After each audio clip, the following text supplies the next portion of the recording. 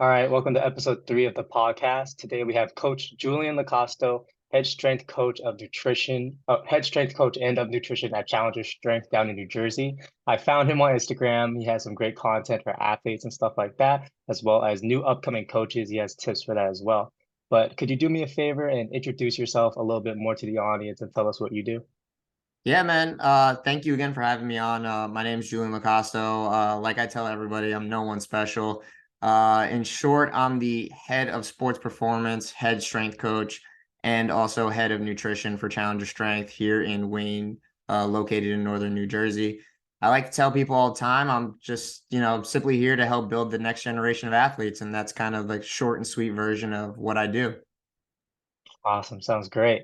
So I watched your first episode of your podcast where you talked about your story and stuff like that. So just like more on a personal level, what drew you to the game of basketball? And do you think that as a parent, we should make kids play sports for general health development? Like most of the time, people talk about the big three, soccer, basketball, baseball, stuff like that.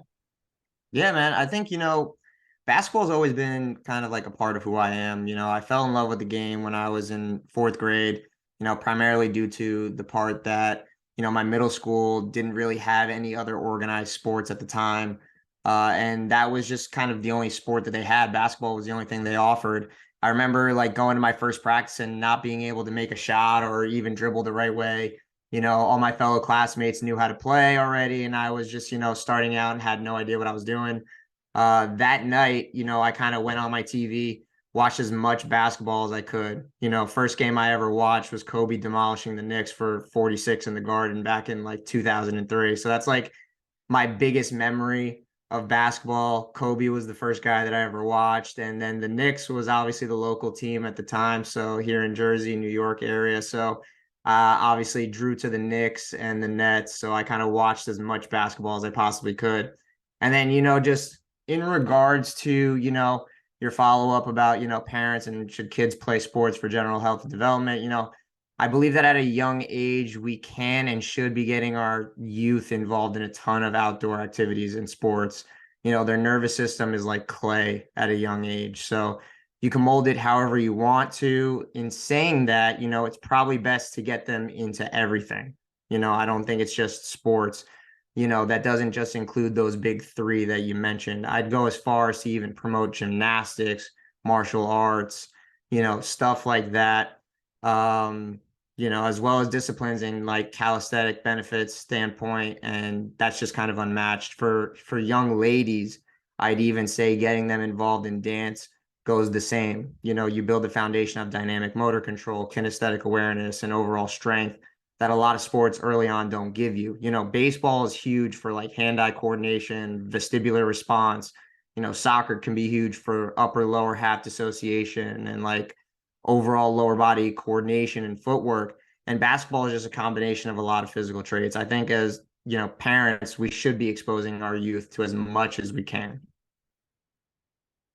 For sure. Would you ever say, just kind of building off that question, would you say as well of like psychological things, like perhaps get them into, psychological like approaches like CBT or, trying to get them to think more mindfully as well and think more critically? Do you think that there's strategies we can impose there to get that brain developing a little bit more faster and efficiently?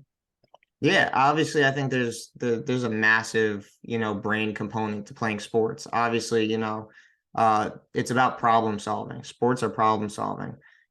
We have defenders in the way, we have other opponents that we have to beat. That in itself is very, mental, you know.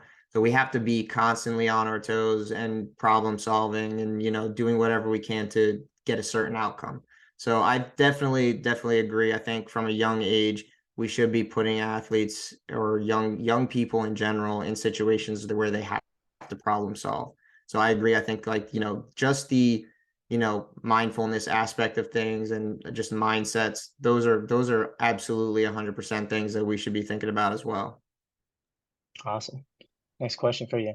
So, what steps would someone about to leave college or currently leaving college take to get to your position? And how does one overcome fears of failure or imposter syndrome? I know you kind of talked about that briefly as well in the podcast. Yeah, absolutely. I think, I always like to tell people I don't think I'm anything or anyone special. I think I'm just someone that did whatever it took to get to where I wanted to be because, I didn't really have a plan B. So, find someone that's doing what you want to do at a high level and do whatever it takes to align yourself with what they're doing and learn from them. Be willing to make yourself available, be willing to spend the money to invest in yourself and your career. That's like the number one thing I can tell anybody that's coming out of school.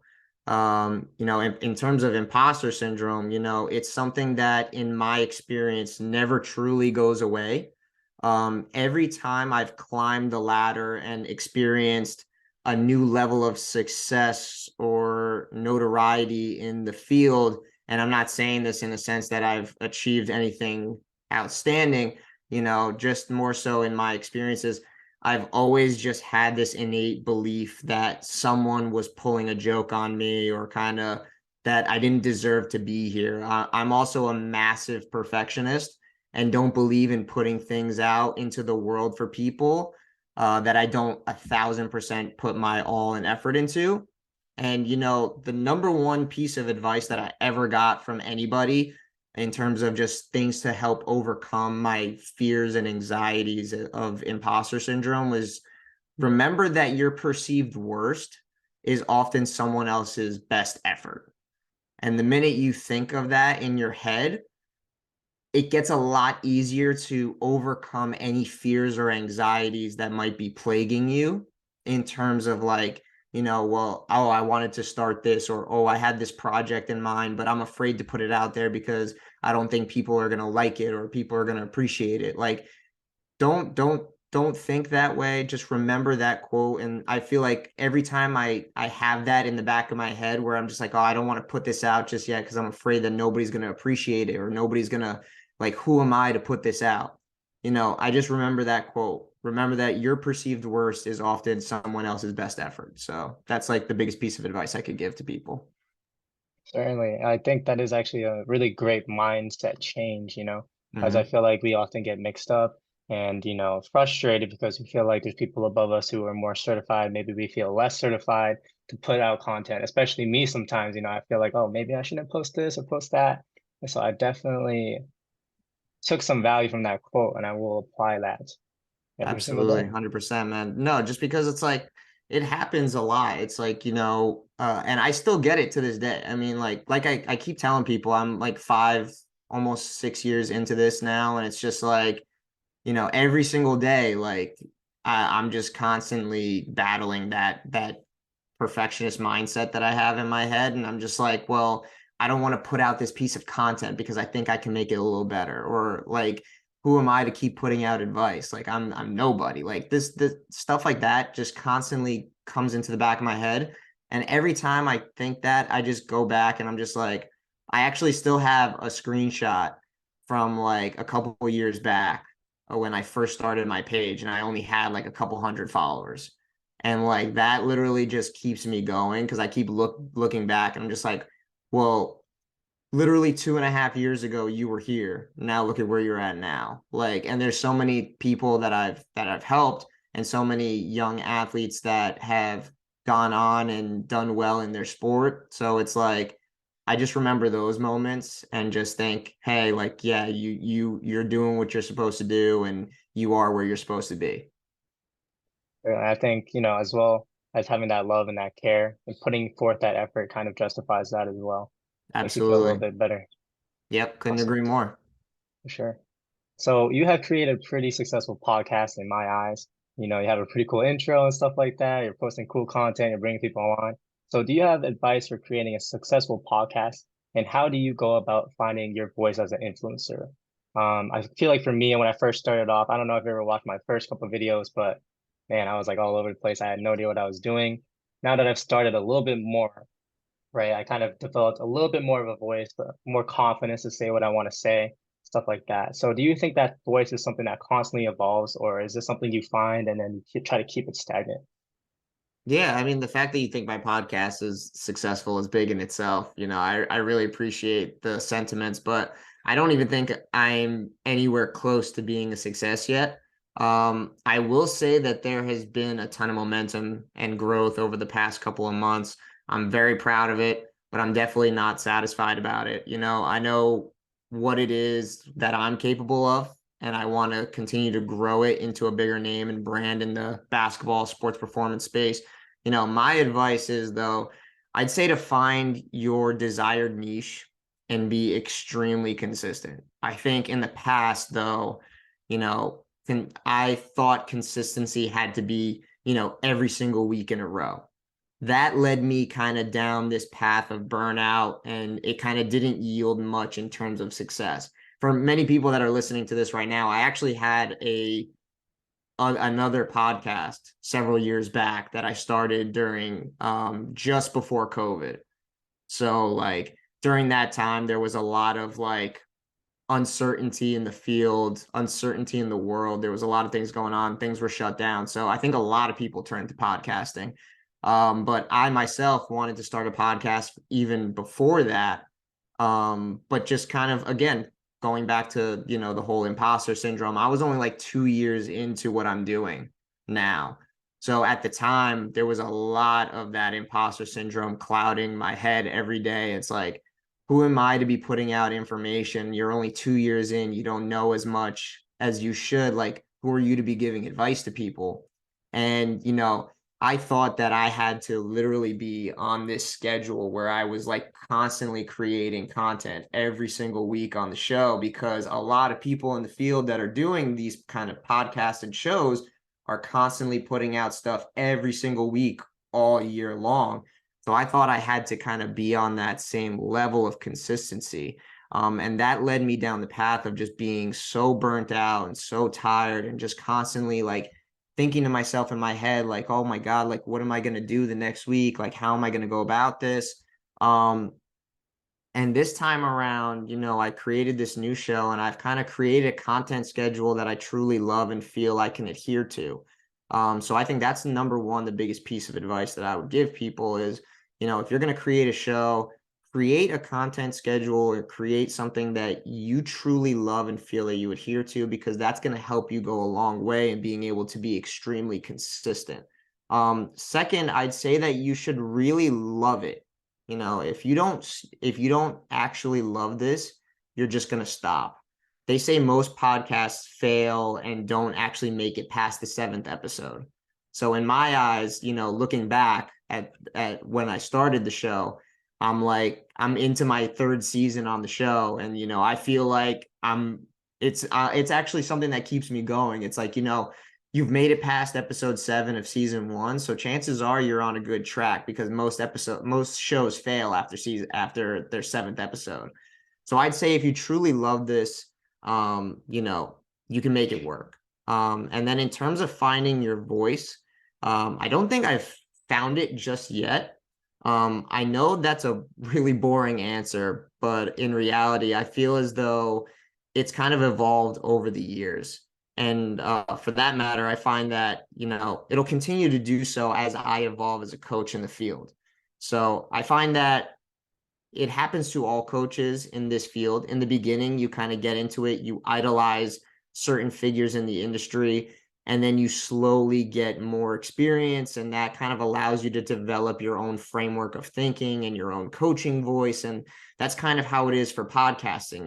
When I got into podcasting, I had a lot of coaching podcasts that I would listen to, and I still listen to this day. There's a lot of them out there that I listen to. So I've kind of molded my way of coaching just as the same as I've molded my way of going about podcasting. I listen to a bunch of podcasters because, they say if you want to be like the best, you should, study the best. So that's why I've listened to the Joe Rogans, I've listened to the Joe DeFrancos, because that's another big coaching influence and somebody who has an amazing podcasting platform. I've listened to all those guys, I've seen what their styles are, and I've kind of tried to develop that in a way that kind of brings out my own, flair and flash to podcasting, and just kind of understanding that I'm not those people, and you have to kind of make it your way. So you can, idolize and kind of mold your framework for how you do things in terms of podcasting. But at the end of the day, you have to put your own spin on it and kind of make it your own. Sure. I kind of agree with you there on that point with the coaching kind of leaking into the podcast voice because Mhm. I remember last semester I was doing a presentation. I didn't do public speaking for a while, but I was coaching that whole semester. And so, in a sense, that is a little bit of a form of public speaking, right? You're going up in front of 40 athletes, you're telling them what to do, and you're leading them and stuff like that. And so I go and I present the presentation for this photography class. And then one lady's like, "Do you do public speaking? Like, you're so good at speaking." And I'm like, I think there's a correlation here between like that coaching thing and just like being able to speak fun in your voice. Because I was talking with a mentor of mine as well about Mhm. trying to find my voice, and I thought, I think those two do kind of go hand in hand. So, I'm glad that we kind of share that same perspective as well. But kind of an add-on question to that, you were talking about your own evolution of your voice. So maybe in like three, four, five steps, right? Like phases Yep. of your progression. Like, could you talk about that a little bit? Yeah, I mean, in terms of like, are you asking more so from a podcasting perspective or more so from a coaching perspective? Um, would it hurt to ask for both? It could do both. I mean, they both Yeah, go pretty hand in hand. right. I find that, obviously the first stages for a lot of beginners is obviously finding people that are doing it the way that you want to do it. So obviously I've had a lot of mentors, I've had a lot of people in my life that are very good at what they do. So it's kind of easy to fall into this place where you end up in the beginning sounding a lot like those people. So I think obviously imitation is a very good form of flattery.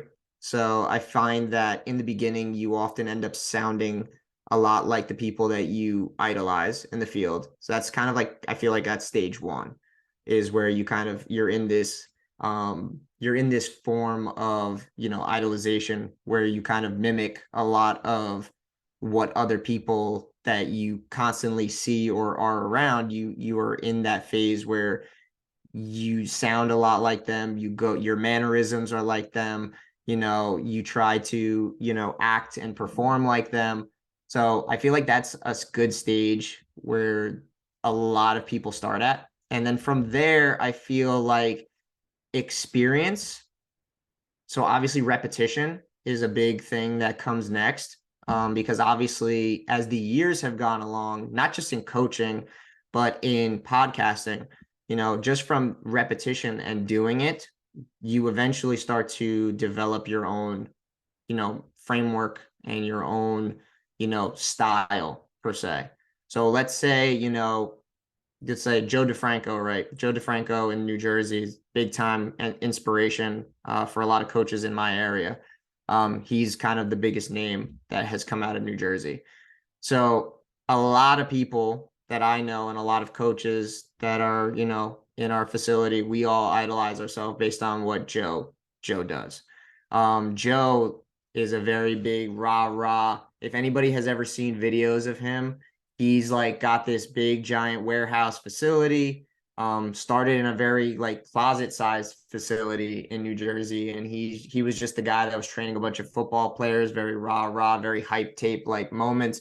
And I think it's very easy to start out like that, but obviously like, personality sets in after a while. And it's like, if you're not that kind of person, people can see right through that. So I think that after a while, mimicking others just doesn't end up working just because people can see right through you and they could see that like, that's just not the kind of person you are. So eventually you have to start letting your personality show through your work. If I like for me, for example, I'm a very introverted, very shy. I'm actually a better listener than a speaker. So for me, I'm very good at listening. So for me, I know that my coaching style is not going to be, saying a million things and trying to, get people to look at me and be very hypey and all that kind of stuff. So, after a while, instead of being the kind of guy like that, I just allow my personality to sink in. So I'm more of the listener. I'd rather ask questions and get feedback and then kind of go based on that. So if I know that like a certain athlete is usually very excited, very animatic, um, And one day they come in and they're just not themselves. They're just, I can tell because of the fact that I'm not a very big talker and I'm a good listener, it also makes me a good observer. So I like to observe and do things like that. So a lot of my framework from a coaching perspective has now gone from being, the kind of guy that was very loud in the beginning to now being a very quiet, very reserved, and more so a responsive type of coaching style versus an active one. So I think after a while, personality comes into it. And then I think towards the end, as you get far more experience into it, that's when it's a mix of both in a way, where you kind of just develop a on the fly method per se. I don't know if that makes any sense, but it's more so like where you are able to clash your own style with a mix of experience and what experience has taught you. So I find that like then as you get more experienced and you are more accustomed to working with different demos and also with different types of athletes of all ages, you can go ahead and then develop your own style based on what the situation is providing you. Like if you're in a group of young athletes and they're very non-responsive and you need to get them going, then sometimes that situation calls for you to be that rah-rah, that outspoken, that loud kind of person. But in retrospect, then you have other situations that call for you to be more of the non-authoritative figure that's not yelling in their face all the time and more of that caregiver. So I feel like experience then over time allows you to develop your own style. So I think with both, they kind of go hand in hand. In podcasting, you start out mimicking people that you love. And then over time, through experience, you start to develop your own style and your own approach that doesn't necessarily sound or look like the person that you were trying to mimic initially. And then I think same thing goes for coaching. In the beginning, you try to sound and look like certain coaches that you idolize and you look up to, but then over time, your personality and experiences allow you to kind of create a style that is best suited for you and also the situation and the athletes in front of you. Certainly. No, I agree with that because I mean, I don't have nearly as much experience as you do. I only started doing strength and conditioning relatively recently. Mm-hmm. But no, I agree because sometimes depending on the situation, I completely agree. Like I noticed within my internship at collegiate strength and conditioning, sometimes you do got to be that rah-rah guy, and sometimes you just kind of take a step back and more so observe. And I think that's something that, I'm working on and trying to get better at Yep. because, like you said, if you're not being authentic as well, then people are going to see right through that. That's the one of the first tips I heard from my head coaches. He said, be authentic, don't try to force anything. They'll see right through it and they will not like you for it. Just Yeah, like that. And so, exactly. like, trying to find that balance and also finding it within myself of which I need to like lean more towards in that situation and which ones I prefer to actually lean more like in my own like my own life, the way I like to live my life, right? Mm-hmm. Like you need to figure out what that is and then you can try to, play around with it as you were speaking. Yeah, and I think like for a lot of young coaches, the biggest struggle is finding their voice. And that's like, and especially when it comes to our field, because we recently just brought on like two or three new coaches, and they're in the similar situations as you, just graduated from school or in the process of graduating, and they're kind of getting into the field slowly. And I feel like the biggest struggle early on for them is finding their voice and being able to command a room. And just because they don't have that confidence to assert themselves in certain situations and speak up, or the opposite, and they're too outspoken and too rah rah, too loud and too in your face. And then kids also don't appreciate that as well because they don't like being in an environment where they feel like, it's fostering, certain emotions or certain like, authoritative behavior. So like it's more of a thing that comes in time, but also you have to be thrown into the fire oftentimes as a young coach because that's the Yeah. only way you're going to figure out what works best for you. For sure. No, I agree. I was always my mentor he says, you can either like get thrown in completely or you can kind of like poke at it. You know what I mean? Yep, Sometimes there's situations where you need to do one or the other. But absolutely. yeah, sorry, we're kind of getting a little bit off topic, but these are the conversations I came here for. So I really Yep, appreciate you kind of diving in. But of let's course. try to get a little bit back on script. Yeah, So of course. what should people that are starting a podcast sorry, what should people that are starting a podcast think about before starting, which they often do not or like overlook? The one word that I could think of right off the rip is niche. The biggest mistake I made with my first podcast back in COVID was I tried to make my first podcast with trying to do everything and trying to talk about everything. I wanted to talk sports, I wanted to talk training, I wanted to talk nutrition, supplements, stats, players, what's going on in certain sports, everything. The issue is you end up speaking to no one and everyone. So make sure you sit down, understand what you want to talk about and who you want to direct that towards. And most importantly, always go above and beyond for the audience and over deliver. Awesome. What are your top 5 books that you would recommend to upcoming coaches and why? So I actually did an episode about this in my first season of my newest podcast. So for a lot of you, I'm probably going to end up speaking about them just because for me, I stand by a lot of those books that I mentioned in that podcast. So the first one being, Joe DeFranco's Strength Manual. For anybody that, as an aspiring strength coach in the northern New Jersey area, chances are who Joe DeFranco was. Growing up, I constantly heard of a lot of my fellow athletes I knew or played against that either trained with him or kind of knew someone that trained at DeFranco's. So naturally, starting my journey off by learning from him was something that I really wanted to do.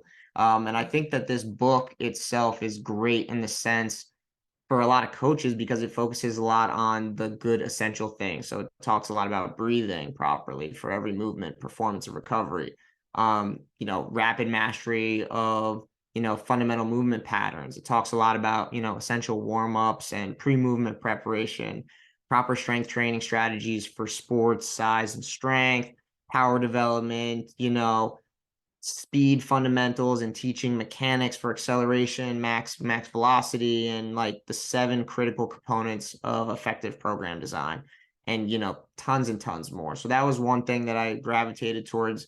The second being Louis Simmons, the West Side Barbell Book of Methods.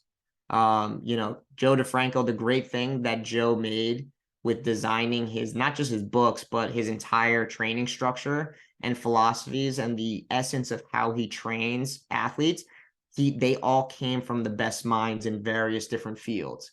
So the best thing that I could do was look at who he studied from and try to learn as well from those sources. So Louis Simmons being one of those. Joe talked a lot about utilizing a style of conjugate programming, and he speaks highly of the influence of the late legendary Louis Simmons at Westside Barbell. So we at Challenger, although not completely identical, we've used the influence of Louis' work on how we utilize a lot of barbell training, strength training for our athletes, while also training in a fashion that trains multiple attributes at one given time. So I really loved that book from a sense of learning the methods of barbell training that a lot of Louis Simmons powerlifters have used in the past for getting stronger and developing explosive power. The next one after that, I'd probably go to Charlie Francis's Training Systems. Again, by Charlie Francis. Anybody who knows him, he's a well-known Canadian Olympic sprinter and a sprinting coach to some of the best sprinters in the world, most notably, Ben Johnson. Um, One of the biggest pieces of information in this book that a lot of people can take away right away is his idea of the relative proportion of total motor unit recruitment involved chart and training activities chart. So if you look up that chart, you can see that sprinting, explosive throws, and plyometrics are at the top of the chart when it comes to recruiting maximal motor units, which is essentially the idea of communicating, our central nervous system in high demanding tasks and these training methods that kind of place the most demands on those qualities. So it really just shows that although lifting heavy and getting super strong is an important factor in building force and our overall force producing abilities, nothing can really mimic the pure plyometric effect seen in sprinting and throws and plyometrics when it comes to building speed. So it gave me a really new perspective on the importance of sprinting and kind of improving our mechanics and creating overall efficient movers.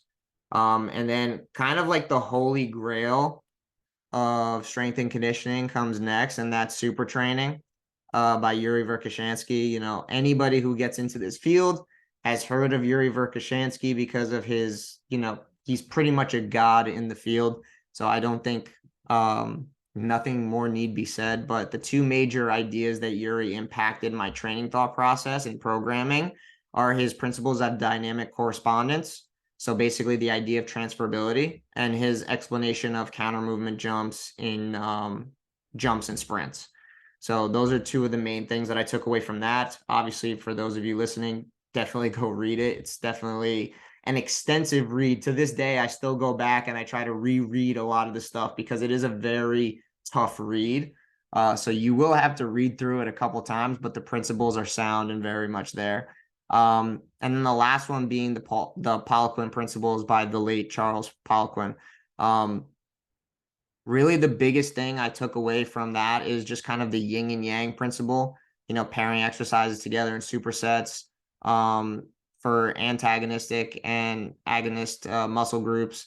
Kind of the idea was you could get a better training effect by fatiguing and completely removing one muscle group in a set of another and promoting a better focus on an individual muscle. It's also a great time saver. And then the next thing that I really, really took away from it was tension and tempos. So still a very debatable topic in strength and conditioning world right now, but Charles emphasized an approach on looking at all three phases of a lift, eccentric, isometric, and concentric, and accounting for time spent on each of those in a set to kind of guide your goals. So those are like the biggest things that I took away from those books. And I think that those are very applicable to all people that are getting into the coaching field. But there are three books that I didn't mention in that episode that I believe are also very valuable. So I'll kind of touch on those very quickly. The number one being Rob Gray's How We Learn to Move. I think that's a very underrated book and something that I'm still trying to wrap my head into and try to reread and get more value out of. But it provides and examines alternative means of learning movement skill and skill acquisition and its implications for practice design, coaching, keeping kids more engaged in sports, injury prevention, developing training technology, and kind of using analytics and more to kind of get out of this monotonous way of coaching skill that has been used for many, many years. So I kind of believe that in terms of skill acquisition, that book is a very good read. Another one that I think is super underrated that's been around for a really long time that nobody reads is the Ultimate MMA Conditioning Guide by Joel Jameson. If anybody is in the strength and conditioning field and doesn't know who Joel Jameson is, you're living under a rock. So I believe one of the most butchered aspects of strength and conditioning is the idea of, you know, conditioning. So we see it all the time. Kids are being run into the ground, no thought process behind the means and methods used for conditioning. And Joel is a genius when it talks about, you know, science behind energy systems and how we use to design conditioning programs and energy systems in the sport. And then the last one is Daniel Bove's quadrant system. You know, training stress is obviously stress in itself. Team sports induces a lot of stress on the body. So kind of understanding how to choose and manage stress is really, really important. So when it comes to a lot of those things, I think Daniel's book touches on a lot of things on how to systemize sports training and physical prep so that way we meet the demands of the sport. Awesome. Thank you so much. All right. So you speak about finding a mentor in your five biggest pieces of advice for new coaches podcast. Do you think you're at a point where you could begin mentoring others, or are you still considering yourself a mentee or both? Yeah, man. I mean, I'm a big believer in the fact that when you get into this field, you should adopt a life of being a lifelong learner. So I personally still find myself learning new things from mentors all the time. Do I personally believe I could mentor others? Yes. You know, I think I have experience now. So if you asked me a few years ago, I'd probably say no. But I do it every day with our new coaches that we've brought on here at Challenger. So I certainly think I could, but it's definitely a little bit of both. Awesome. How in depth do you find yourself getting in terms of like the mentorship you're offering to those new coaches? Like, are you doing one-on-one type of stuff outside of the facility, or are you trying to keep it strictly within work time? I mean, honestly, I'm doing it throughout the day.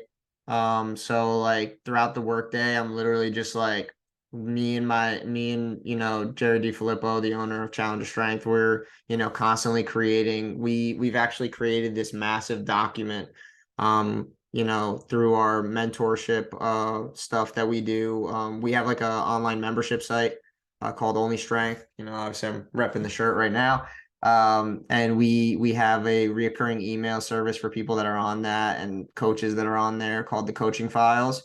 And it kind of goes over a lot of our philosophies of how we go about coaching. So we're constantly updating that. And we actually kind of gave it to our fellow coaches that we have working for us. And we kind of use it as a reoccurring thing where they're constantly learning as they go. It's also a good learning experience in terms of just being around us more often, and being at the facility, just because they get to ask us questions whenever they don't understand something. Right now, they're kind of at the point where they're not really programming for people right now. They're kind of just like being flies on the wall, and they're kind of like helping us, like, with private clients that like need more one-on-one attention. So in that experience, when they do look at a lot of the programming that me or myself or Jerry does, they do have common questions where they need to have things answered and stuff like that. So it uses as a good time to kind of ask questions throughout the day and like pick our brains and like figure out why we're programming certain things and using it as a learning experience. I find that a lot of young coaches, the biggest thing that I notice that they don't do often enough is they don't ask questions. I always encourage our coaches to be curious. Don't ever just be satisfied with just being the coach that comes in, clocks in for their hours and just kind of sits there and is like, cool, I'll just kind of be that coach that looks at the program and puts the athlete through it, and that'll be it.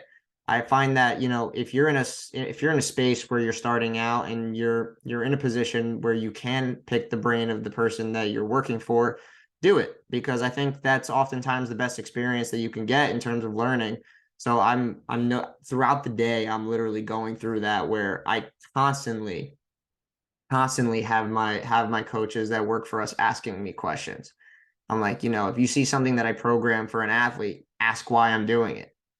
Genuinely be curious as to why I chose that means of getting that adaptation or that stimulus versus why I couldn't have done it another way. That way you kind of get an idea of how to develop a thought process, how to learn how to do things throughout the day, and not just feel like you just constantly reading off a piece of paper. So I feel like it's an all day thing. It's not just kind of, and I encourage them to even reach out to me, other times if they have questions as well. So it's kind of a ongoing and, a good back and forth relationship. Sure, I think it's super important to ask why people do certain things, right?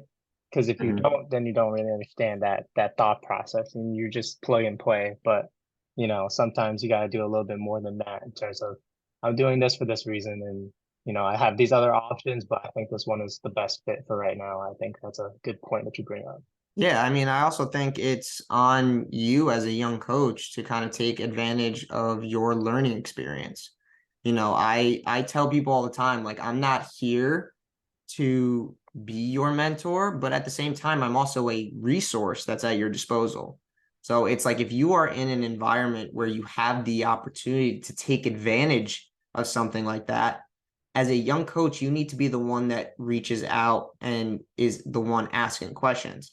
You know, Obviously, if you're somebody in my position where you are the person that is giving out that knowledge, you also have to be in a position where you can be receptive and also be willing to go the extra mile to help those coaches as well. I find that a lot of coaches that are in my position do the opposite. They don't want to teach and they don't want to mentor. And that's for whatever reason. I don't know why that is.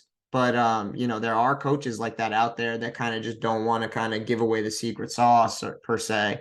So it's a double-edged sword, but I also think it is on you to kind of, go out and seek that information, whether it's through whoever you're working with or whether it's actually like reaching out to people and being willing to seek out that knowledge.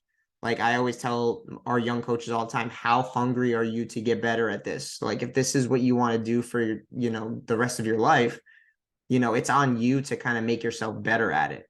Nobody's going to just hand you the keys to the knowledge that you're seeking. You have to go out and seek it. So that's, whether that's through monetary, means, or whether that's through actually going to seminars and like, reaching out to people that way, going to actually travel to see these coaches. Sometimes, coaches will be like, hey, yeah, come down for a couple weeks and, intern here and see how we do things. But most people won't do that. So it's a matter of, you as a young coach also going the extra mile to get that knowledge as well. Certainly. I think that's super important. Sorry, I'm just trying to still processing a little bit, trying to think about how I can apply it to myself a little bit more. But I guess we can save that for another time. Yeah, Because like no, I think that's super important, to always ask and go that extra mile, you know what I mean? You absolutely. know, I'm doing an internship this summer for Mike Boyle. So, I'll make sure that I do that there and as well as my 400-hour internship down in Train for Life right here. Yeah, But exactly. for sure. So when do you think is like a good time that people could start mentoring others? Like, do you think that anybody can mentor anybody, or do people need a certain level of like expertise or accomplishments to mentor others? And like, if so, if you do think that way, like, what is that level where they can now give out that qualified advice? Yeah, I mean, I don't think you need any special awards or accolades to be able to mentor somebody, but I think you do need to have a level of skin in the game perspective, per se, and have a good track record of getting results with actual athletes. I don't think any Joe Schmo off the street that gets a CSCS or any type of NASM or anything like that should be giving out advice on training. I think you do need to have that experience level though, and you need to have a shown track record of getting people better at their sport. So I think there is a level of that. So I think when you have come to that level where you can literally pull up a list and all the results that you've gotten with people over several years, I think then you can go ahead and start, giving advice to people. I don't think anybody that's been in this for a year or two can confidently say that they can go ahead and mentor somebody. But I think somebody that's got, 5 to 10 years of experience can be like, hey, yeah, I can give you a little bit of advice just because they've been doing it for a very long period of time and they have a shown track record of helping people and getting results. So I think there is a little bit of that to go with it. For sure. Because like when I look at the field of strength and conditioning, I see like so many hardworking individuals who work literally countless hours every single day, every single week, day in, day out. You know what I mean? And so for me, I always like to give people the respect they deserve in terms of putting in that work. But I do think that the line's a little blurry where like somebody like me could start to give out advice, stuff like Mhm. that, because like as you said, having skin in the game, I've only started doing this recently. I'm not the smartest guy in the world. I know you like to say that as well. I'm not the smartest guy in the world, but I like to put in the work and try to figure things out.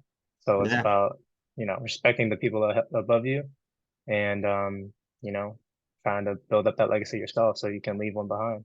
absolutely. Couldn't agree more. For sure.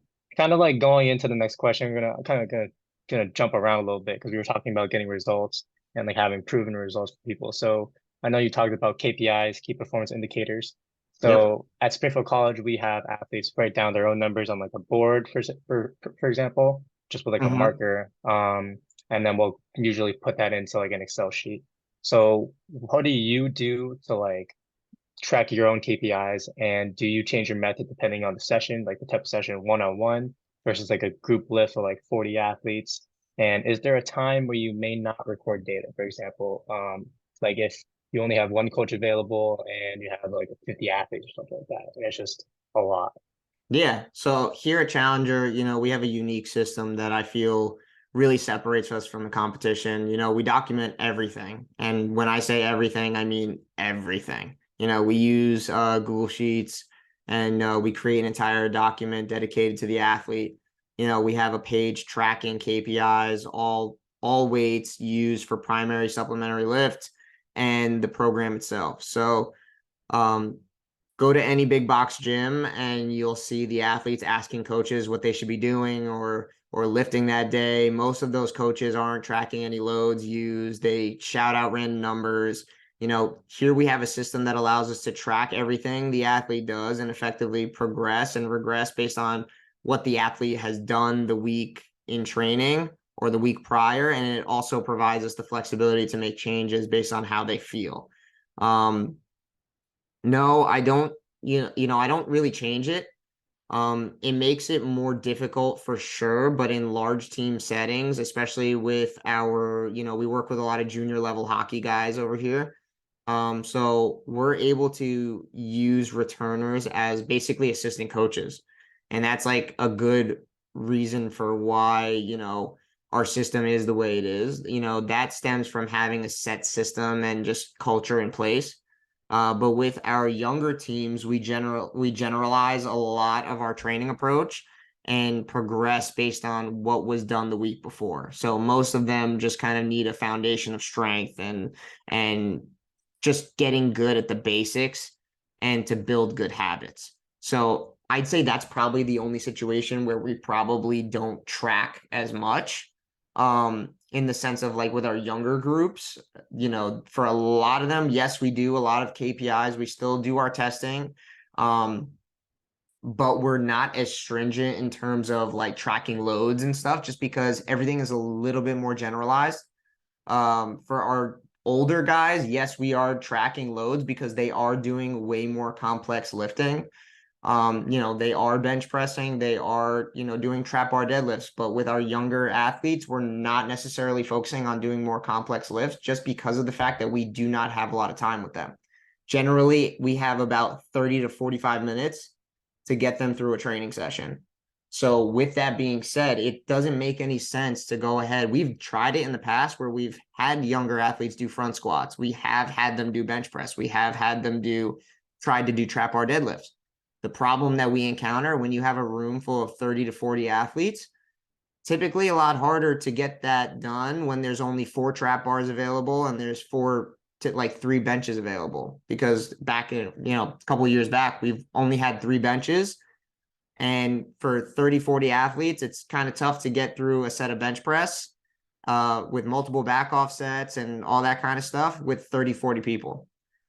So we ended up seeing that like there were tons of times where the bench press was probably all that we were going to get done that day, or the trap bar deadlift, since we only had like 3 or 4 trap bars and 30, 40 kids, like that was the only thing that they were doing in the 30, 45 minutes that they were there because it was taking up too much time. So we kind of changed a system of what we were doing, made it a little bit more basic. So, we performed more exercises that were a little bit easier and quicker to do. It's easier to load a heavy goblet squat than it is to throw weight on a trap bar or throw weight on a bar and do a front squat or a bench press. And it's easier to load a push up versus, a bench press. So I'd say, in that scenario, when it comes to youth programs, so I'm talking guys like, anywhere between our 14 to 16, 17-year-olds, preferably because we're doing a little bit more basic programming. We used to try to have them do a lot of these things, but because of time constraints, the quality of the lift was suffering. And when it comes to younger athletes, getting really good at the basics is probably all you really need. So in that sense, we were just more so going based on loads used in that previous week and just progressing them week in and week out, versus with our older guys where we actually have them tracking the numbers. We're actually tracking what they're doing and we're progressing it from a week to week basis based on the loads that they're using, just because they're older and they have a little bit more experience level when it comes to training. So they also have a little bit more time because of the fact that they come earlier on in the day. These are like junior level hockey guys. If anybody knows what the junior level is like, you're basically, you're out of high school and you're basically playing 2 years of junior level hockey and you're not playing college right away. So you basically are just home playing hockey 24/7, 365. So trying to get an opportunity to either play at the Division 1 level or play or get an opportunity to where, you can get that offer. Or if you already have that offer, it's a year or two of development before you go off to your first year of college. So they are in the building pretty much all morning and afternoon. They have a little bit over 45 minutes to an hour to get a workout in. So they have a little bit more time at their hands. So it provides us a little bit more of a longer time period to actually get them to lift. So in that situation, that is where we would kind of shift more to more of our advanced level programming. But we've adopted a lot of new methods in terms of like how we went about those sessions just because of the short time frame. So now we've kind of adopted more of circuit style training, and kind of just setting up stations and kind of getting athletes to be in different areas of the room and kind of having multiple coaches go around and make sure things are running smoothly versus, in the past where we've gone one exercise at a time and then kind of taken too much time out of our hands. But I feel like we've created and adopted a really good system to where we can get a lot done in a very short period of time while also maximizing what we're trying to do in the weight room. Right. Like I do see the push-ups, like with the chains on and everything like that. And so I Mhm. see what you mean, right? Like I didn't think much of it until you mentioned like the bench press problem and like the trap bar deadlift problem. Like it makes now it just makes so much more sense. Like you can have 15 people lined up in two rows and there you go. Like easy peasy, bang it out. You can have eyes on everybody like Yep. that. That And makes not sense. to mention at younger ages, because we work with guys, I mean, privately, we work with kids like from ages 9 all the way up to like in college and at the pro level. And it's like when you're working with kids that young, 9 times out of 10, why am I going to throw them on a bench press when they could barely do a push up? So it just does, it makes more sense from a logical standpoint to do something that's more regressed and build from there and build a good foundation of strength. So that way, when they do get to the bench press, when they actually earn it, they're actually able to do a good amount of weight versus, throwing a 14-year-old that's never, been able to do a proper push-up, with proper, lumbar thoracic, alignment and global core stability, like they can't even do a push-up without having their entire like hips floating to the floor. So like why am I going to have them get on a bench press where I'm adding a level of dysfunction that they already have and putting weight to that? So it just doesn't make any sense. So from that standpoint, get good at the basics. It's a lot of what we do is very boring, but at the end of the day it gets a lot of results. Yeah, it's always about keeping it simple, right? Never have to do the most fancy stuff. And I used to Absolutely. think that, yeah, no, because I used to think that like, oh, I need all these fancy exercises that I found on Instagram, yada yada yada. I'm gonna go implement those. But in reality, it's the bench, it's the squat, it's the deadlift, those main key builders, some tempos for hypertrophy, stuff like that are like the re real key builders, in my opinion. Absolutely. I couldn't agree more. For sure. So you speak about the white belt mentality. So can you Mhm. just talk about that a little bit more? I just want something for the audience to kind of get a grasp of that because I adopt that as well and I try to be a white belt in whatever I do just to always learn. But if you would like to speak on that a little bit more, I'd appreciate that. Yeah, I mean, so the white belt mentality, obviously, if anybody knows martial arts, the white belt is obviously the lowest rank for martial arts, and it represents a time where someone is among the least knowledgeable martial artists in the room. So, a white belt is essentially a novice, being the least experienced or least knowledgeable person in the room is a humbling experience. And those looking to improve past that point will likely seek knowledge from everybody, because they want to learn. So a major part of being a white belt includes the fact that everybody has knowledge and experience to offer you. So, however, though, along the line, people tend to lose that mentality as someone gets better at something, it can be easier to allow his or her pride to keep him or her from seeking other people's advice and opinions. So I always kind of adopted this mindset of always being a white belt mentality, always being that novice in the room, always understanding that you can learn from everybody that you come in contact with. So as you develop as a coach, Don't ever go into a room and think that you know everything, because you can learn something new every day, and it doesn't always have to come from the most renowned sources. You know, I learn from my athletes every day. So, it's one of those things. They're not the smartest people in the room, but they do genuinely come with good levels of experience that I, as a coach, take in every day and learn from and adopt. So I think more coaches need to go about having that white belt mentality. And if you do, chances are you're going to, apologies, you're going to carry yourself with a level of professionalism that's going to take you very far in the field, just because you're going to constantly be seeking out knowledge no matter what. And I feel like those kind of coaches are usually the ones that continue to see success year in and year out, versus those that kind of think they know it all, or think that just because they read one book or took one course, that now they know it, then they don't need to learn anymore. For sure. So this next question is kind of a bundle. So this is one that I kind of like been, chewing on for a little bit, but I'm trying to word this in a way where it makes sense. But like sometimes in training, right, you have principles that can kind of mesh together well. Let's Mm-hmm. say, for example, like plyometrics and Olympic lifting, right? Like they kind of supplement each other in that Yep. sense. But then you also have stuff that might not work that well. Let's say it's kind of a weird example. I can't even really think of one, right? Because we don't usually think in that way. But I feel like sometimes it's always that little nugget of information from like a training principle that you can take and now you can apply it to another one that you already know. Something that might not be as apparent, but you think, logically like, okay, this could work, right? Like, let's say, for example, you're doing like sprinting, now you're getting those motor units fired, you're getting that high force output, stuff like that. You might find another exercise similar to that, right?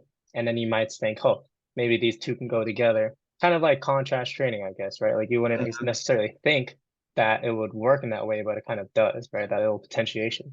So like, do you ever find yourself finding something new within like your experience at Challenger? And then, what are those things if you have found it?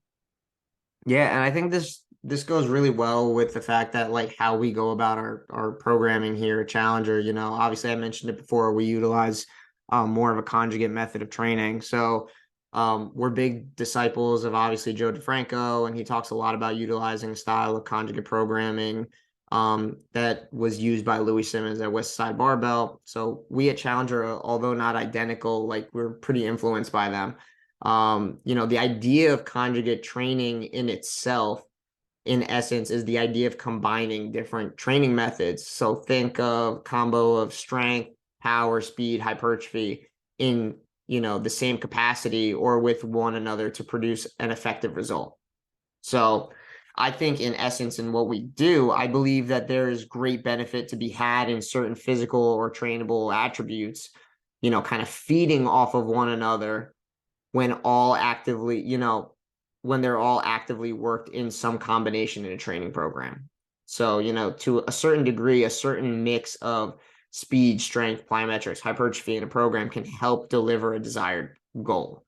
So I see it all the time in what we do. We're not constantly just primarily focused on, like, more of like a block periodization format where we're only going to work on speed here, or we're only going to work on hypertrophy here. We're only going to work, to a degree. Yes, there are certain times of the year where we have to focus on certain things more than another, but there's never a point in time where we stop working another physical attribute, and we're constantly meshing certain things together to form one comprehensive program.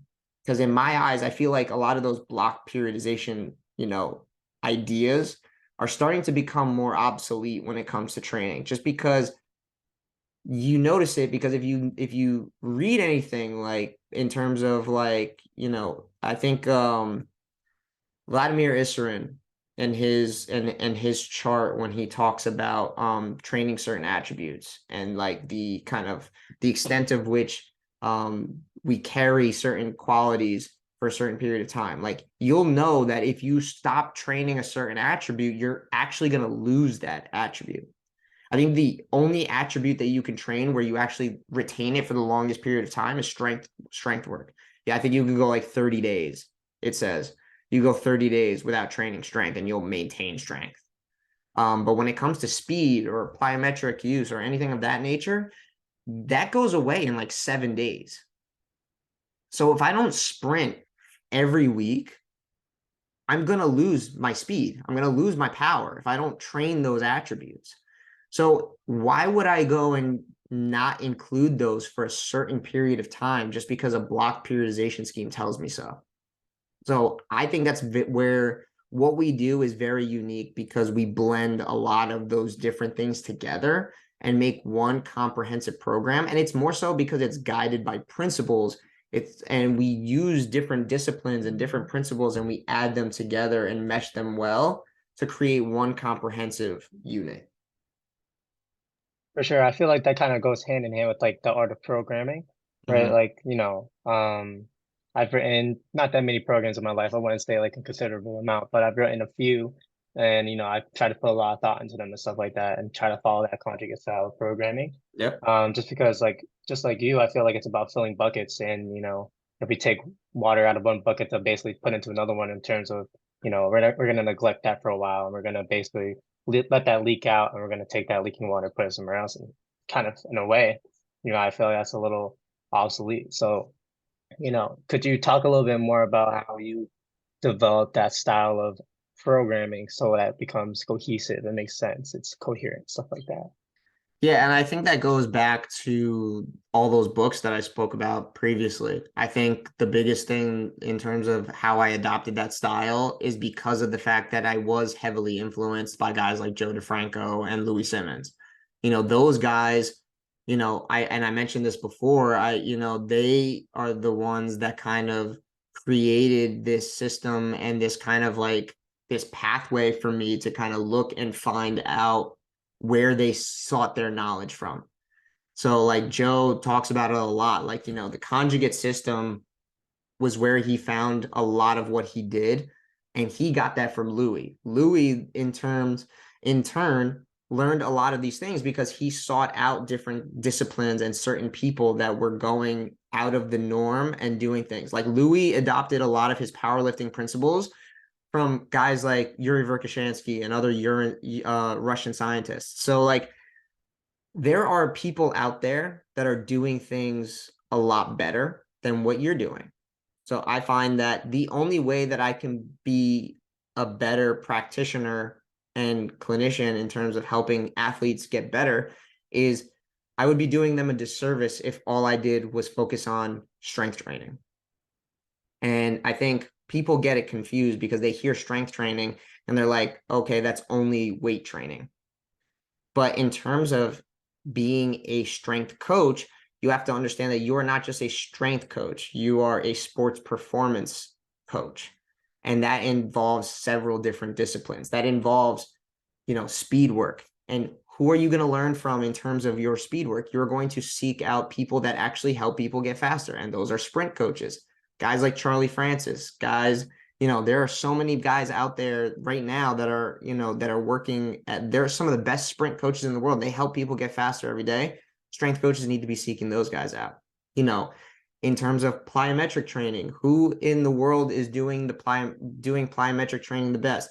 Yuri was that guy. So I sought out a lot of stuff that Yuri was doing, read all of his stuff, looked at he has an entire document online that you could download for free called About the Shock Method, like all that kind of stuff. There's so much material out there on that. I learned that, I adopted it, and I put it into my programming. When it comes to strength training, who was the guy that was getting people the strongest? Louis Simmons. There's so many principles you could take from powerlifters that you can use. So I think the biggest way to describe my training method is it's probably the biggest blending melting pot of other different coaches that are doing it at a high level that can help me yield the best results in terms of what I'm trying to look out for my athletes. And that's like probably my biggest piece of advice for a lot of young coaches is just seek out people that are doing it at a high level and learn from them and try to ask them questions about why they're doing certain things. Like if they have material out there, read all the material they have and try to adopt means and methods that they've used in the past and try to see how you can, take bits and pieces and principles and try to add it into your program. You don't have to exactly copy what they do, but there are principles and sound principles that they do use that's backed by research and science that you can use to try to help you in a certain area that you might not be strong in. I remember when I first got started, the biggest thing that was like a mystery to me was velocity based training. Like I needed like velocity based training was like the big thing like a couple years back. It still is, it's still massive. But it was something that I didn't understand. So what did I do? I went out and sought the best man out for it, and that's Brian Mann. Like he's got several books written about it. He's got YouTube videos that he's made about it. Like I've seen him at conferences. I've like paid to go to conferences that he speaks at. Like there's so many ways that you could find knowledge, and then just try to find best ways to adapt whatever these people are saying and pick apart principles that you can then use to best go hand in hand with what you're trying to accomplish in the weight room. And that's probably the best way that I could describe how my yeah, I say my, but it's really not mine. It's a ton of different people kind of like that's helped me develop this way of thinking. And I think it's very, some would say it's very unorthodox, but I feel like it's a very good blend of what describes us best. And that's where sports performance coaches. And at the end of the day, we're trying to help get, the best athletes out there on the field, court, ice, whatever the case may be. And, you're doing a massive disservice if you're not trying to figure out all these ways that you can help improve them. For sure. Um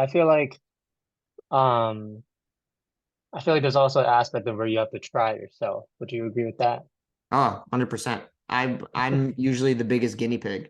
So Yeah. that like I'll always put something in my program first because I mean a lot of people don't know this about myself, but I still train like an athlete. I don't, for the longest time, if anybody really knows me, like I got away when I stopped playing sports, I got into bodybuilding. So I trained like a bodybuilder for several years.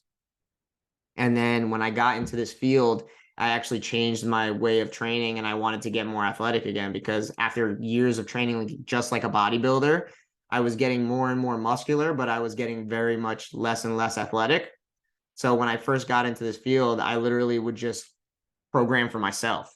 Anything that I was learning, I tried to apply to my own training. And that's usually the best way to learn concepts is by trying to adapt it and use it into your own training and then seeing if it works. It's trial and error. And that's usually what young coaches need to experience early on is that trial and error phase because you need to find out what works and what doesn't work. For sure. Like the other day I was trying some med ball stuff and I'm like, maybe this will work, maybe this has some value. Figured I'd try it out for like 4 weeks, see if I get any type of like adaptation from it. I was thinking like, okay, maybe if I do some snap down with the med ball, maybe like 15 pounds, and I pick it up and jump because I'm trying to train for volleyball right now, right? So Mhm. I'm like, maybe if I do that, we can try that and see what happens with that. Maybe I'll get some type of adaptation from that I didn't expect. You know what I mean? So like I feel like as well though, there's there's different levels of um like strength, power, endurance, like conditioning, stuff like that. And so I feel like for some coaches, like, right, I like you, I did a lot of, yeah, I know you can't really tell, but I did more like bodybuilding style of training, like powerlifting stuff. But then, just similar to you, I wanted to start training for more athletic stuff, trying my own programs and stuff like that. Yep. But for me, because I don't have that athletic base, like if I were to like give a program that I wrote that was hard for me, it might not be hard for one of our other cross athletes who work extremely hard. And so, what do you think is a good problem solving method to kind of bridge that gap between the difference in conditioning, endurance, strength, like all those things, all those principles, I think if that it's makes sense? just kind of being deep rooted in whatever principles you're trying to figure it out. Like, I mean, as long as you're allowing yourself to have a set guide of principles, I think you can't go wrong in terms of like how you go about your programming. I think the biggest problem with young coaches is they don't provide a framework for themselves to kind of go off of. They kind of think of the end goal but don't have a system in place to where they can go ahead and systematically write things out so that that makes sense. Like I think the biggest thing that we do in how we develop programming, and this is in all of our documents that we create for our athletes in their Google Sheets app, is we actually create a tab for ourselves called the scheduling tab. And in that scheduling tab, we use it as a framework guide to guide us in within that cycle that the athlete is in. So I think that's like the best tool that we use for ourselves. And in that tool, we map out certain things that we want to, go over for that cycle. So we map it out. We're like, what are the primary goals? You know, what are the secondary goals? What are we trying to accomplish with, our jumps and our sprint numbers? Like, how did their testing go? Like, were they really good at, we perform different jump tests. So we do like a vertical jump versus a static jump to kind of, get the difference between the two and see where they may lie in terms of the force velocity curve and stuff like that. So like we go and we look at all those numbers and we're like, how did they do on their jumps this time around? Like, were they more force dominant? Were they more, velocity dominant? Were they kind of a balance of the two? Like, where are they at? Like, how are we going to approach based on those numbers? And what are we going to do? Like, what are we going to do with their sprints? What are we going to do? And we try to identify certain goals and we create a framework within that sheet. So that way we can have a guide of what we're going to do for that 4 to 6 week cycle. So that way we're not lost.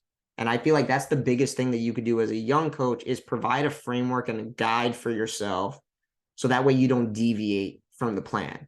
We'll have it mapped out. Like for the primary movements, what are we trying to accomplish? Oh, we're trying to build absolute strength. Okay, well, we know absolute strength is 80 to 100% of our 1 rep max, 1 to 5 reps. How are we going to do that? How are we going to frame it out?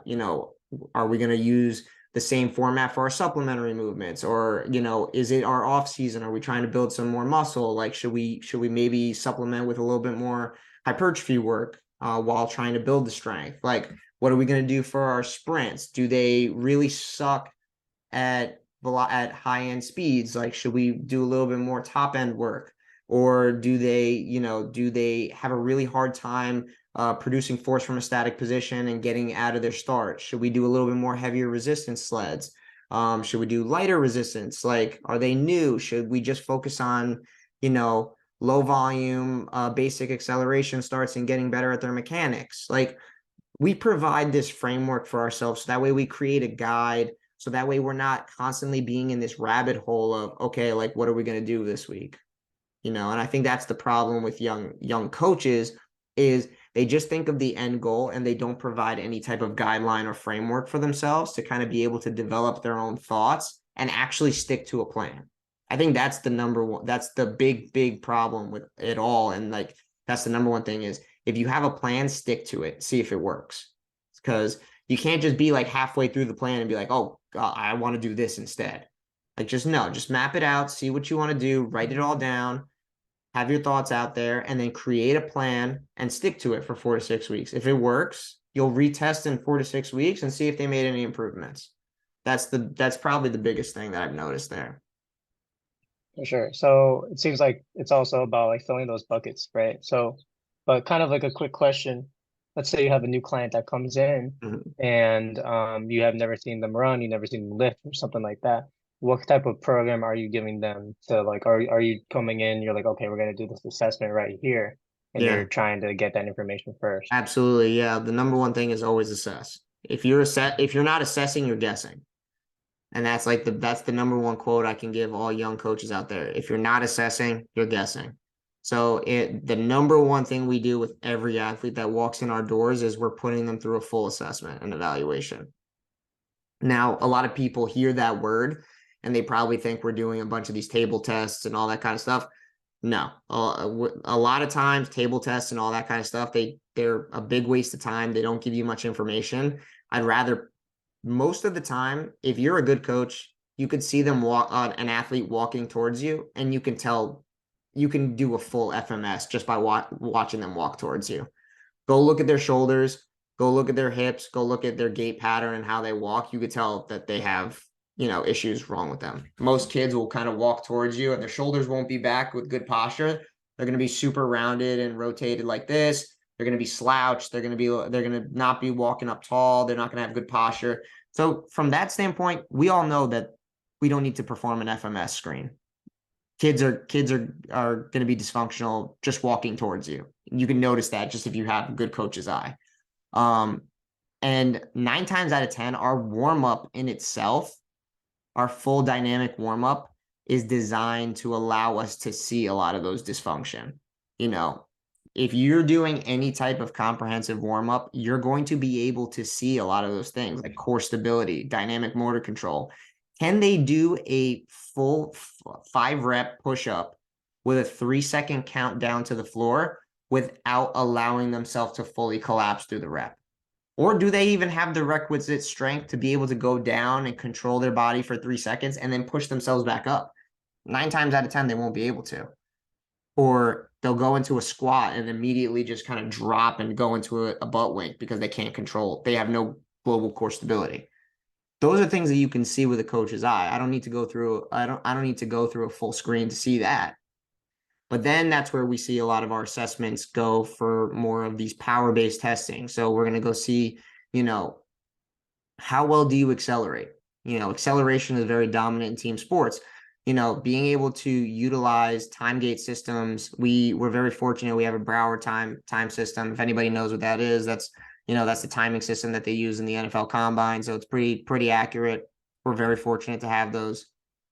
But for a long time, we didn't. We had like a free lap system. So it was a little bit of a cheaper system, very easy to use.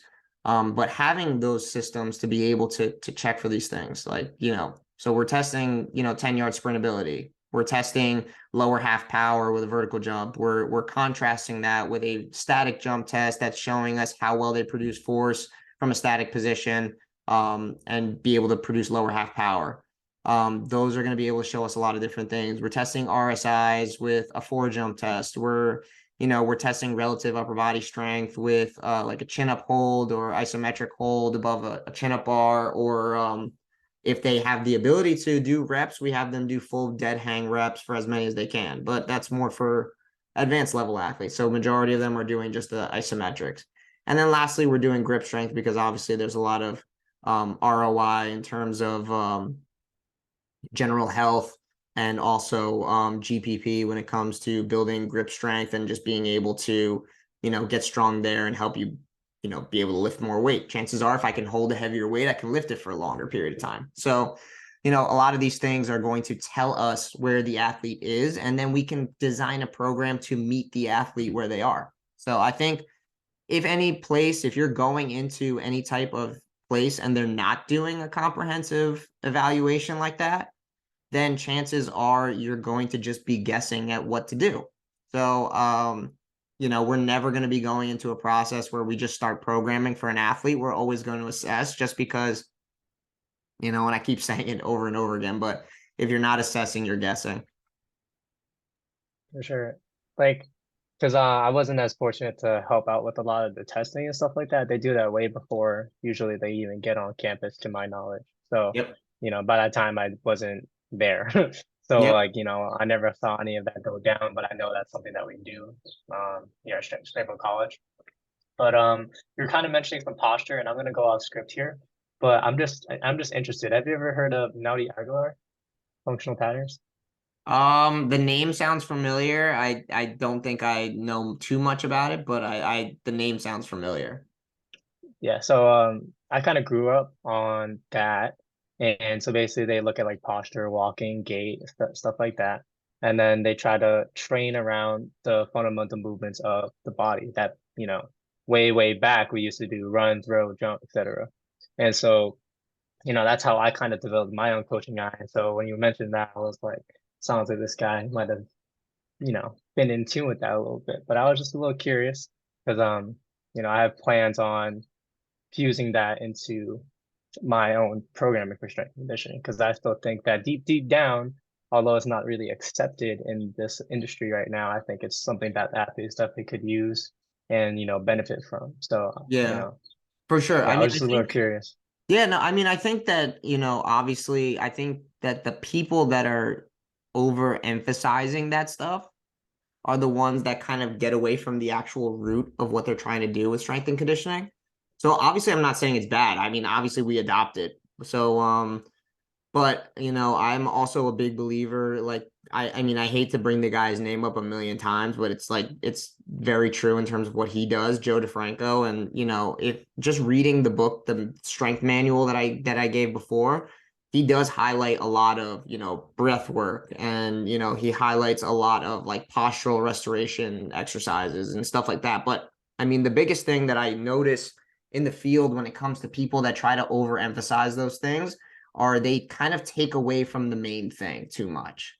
And I think as long as you don't take away from the main thing in training, you could try to influence a lot of those things without having it influence your entire training session. Like For you sure. shouldn't be doing an entire training session just surrounding breath work and posture.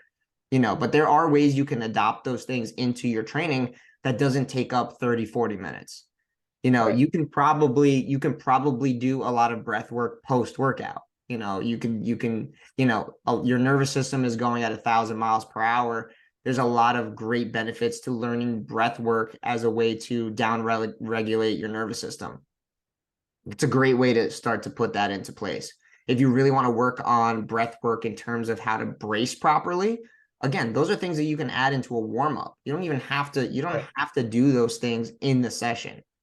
And then two, when it comes to posture, the biggest thing that I learned from Joe was utilizing filler exercises. So like for posture, I mean, you see us all the time. We're on computers, we're on our phones. Kids are always hunched over. The best thing that you can do for a kid to help them learn how to get into better postures is to have them do filler exercises while they're resting. So every time we have a kid that's resting, he's constantly doing band pull aparts, just trying to get into more of this proper posture versus constantly being like this all the time. So while they're Right. resting, instead of just having them go straight to their phone and doing this, we have them, taking a band and doing pull aparts and trying to build a little bit more better posture. So those are ways that you can start adding a lot of those things in without having to completely take away from the main thing that you're trying to focus on. I feel like like I said, a lot of the biggest problems I see in the industry are just people that try to overemphasize those stuff, and it takes away from the main thing. You don't have to take it away from the main thing. Just try to find ways that you can implement it without having to overshadow what you're really trying to do. For sure. Because, you know, obviously we want to develop those traits like strength, power, endurance. But at the same time, I feel like there is also value, not to disagree, but I'm just saying like, I think there's value in like having strong posture, stacking your joints properly, learning how to develop force out of like a proper posture that's gonna help you engage more muscle like at once as like a well-oiled machine. And so stuff like that. But like you said as well, for me, my problem is with implementing this stuff is where do I draw the line? And also the movements are very technical, a lot more technical than a bench press, a lot more technical than a trap bar deadlift or a squat. There's so many moving parts, and if you're not doing those things correctly, it's like you're doing more harm than good. And so now it's also a problem of do I have enough eyes on each athlete to make sure that they're doing that movement correctly, or do we even have the time to make sure that we teach them these movements, right? Because, you know, if you only have an athlete for like, 8 weeks or 12 weeks, and you come in 3 times a week, 30, 45-minute sessions, maybe an hour, do I really want to waste my time building up that type of foundation just for them to do it for the last final 4 weeks properly, right? And so it's like kind of that puzzle there that I'm trying to solve. So Yeah, I I wanted mean, to just and I get your feel opinion like on that. I feel like a lot of coaches, and I feel like that's like the biggest thing that I'm noticing in the industry is like there's this big beef right now between Olympic lifting versus like, standard lifting or using plyometrics and stuff like that. And, you kind of hit it on the head when it comes to trying not to be in this place where you're constantly in a rabbit hole of trying to, feed into these complex lifts because people tell you you have to do them, versus trying to find means and methods of trying to get similar adaptations with less complex means. And I feel like there's definitely things out there. Again, this is not me saying that, oh, boo boo, like I hate cleans, this, that, and the other thing, like, and I hate Olympic lifting, like, but at the end of the day, there are other ways to skin a cat, and you don't have to necessarily do them because people have been saying that you need to do them for a very long time now. I think now, if anything, there's an abundance of different means and methods that you can try to get similar adaptations without having to waste too much time teaching. And again, I know that there's a lot of people out there that are going to criticize me and say, oh, but isn't that your job? You're supposed to be out here teaching, and you know that's like a big part of your job. But it's like, yes, that is a big part of my job, but another big part of my job is getting athletes better at their sport and doing so in a timely manner, because like you just alluded to, there are different athletes and team sport athletes where we don't have an entire year to train them. You know, there are certain times and periods of time where I work with athletes right now. Like I'm working with a bunch of college athletes right now. They're here with us from June all the way till the end of August. That's not a lot of time. So it's like, am I going to go ahead and try to waste time teaching them how to do a lift that's probably going to take me several weeks to master? Or am I going to just give them an exercise that I know is going to get them to their end result? If I want to get them more explosive vertically, you know, instead of doing a clean, why can't I just do a trap bar jump? Or why can't I just do a heavy loaded band loaded jump where I'm going to get similar adaptations? You know, it's not a means of poo-pooing on one exercise. It's just, how can I get the same result in a quicker period of time and help them continue to develop and get them to where they want to be athletically, versus wasting time and then only having 3 weeks left, and then then they have to go off to school, and what did I accomplish? So I don't think it's a question of being super complex to the point where you're wasting time, but I think it's be time efficient and understand that you have deadlines and you have things that you have to accomplish in a certain period of time, and there are other ways that you could skin the cat. Right. No, I completely agree. I hope no one bashes you on that clean perspective because like I agree I completely. probably Like will. I've already gotten like several hate I messages know about I that saw that fact. one video and I was like, this man's spitting facts. Yeah. You gotta listen. But no, like 100%. I think it really is trying to find that balance, and I feel like that's an aspect of strength and conditioning kind of gets overlooked a little bit. You know what I mean? I feel like a lot of people aren't thinking in that way. Yeah, absolutely. All right, let's continue. So what are some staples that you constantly use in your program? I know you mentioned bench, squat, trap bar deadlift, stuff like that. But is there Yeah. anything else? I'd say that there isn't one main thing that is a staple, but more so, like I mentioned before, there are principles and main things that we should be prioritizing. So, in my eyes, I really do think that all athletes should be doing several things in their program to have a very well encompassed program. So those things being, sprinting at longer distances and getting top speed exposures, sprinting with load to kind of improve acceleration, sprinting with shorter distances and max effort to kind of get that plyometric effect of sprinting, you know, stopping at high speeds, building your brakes, jumping onto or over things, jumping with a variety of loads in your hand, jumping with an overspeed to get that overspeed stimulus, jumping, in various planes and with repeat contacts, lifting heavy things while also lifting lighter things faster, lifting in various planes of motion, and then just kind of expanding upon our movement library. And then throwing things fast in various planes dynamically, and then also reacting to other players and athletes in live play. I feel like those are just principles that I find every program should have. And I know that's very general and very generic of an answer, but I really do think as long as you hit on all of those and you kind of like check the boxes on all of them, you're going to have a very well-rounded program that's going to help you as an athlete. For sure. And I think stuff like that will help you create like a well-rounded athlete as well, Yeah. That's that little recipe book to make the food right there.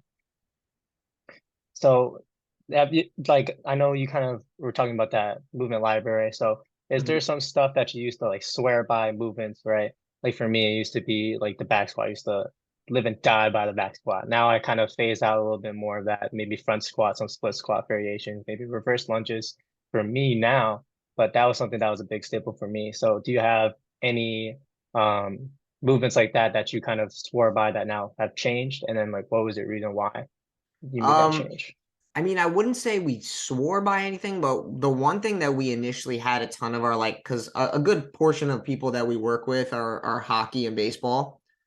So we initially had them doing front squatting a lot, and we like literally swore by it. Like every baseball and hockey player that walked in our door, they front squatted, just because obviously the level of quad activation that they're getting when they're sprinting and also skating is massive.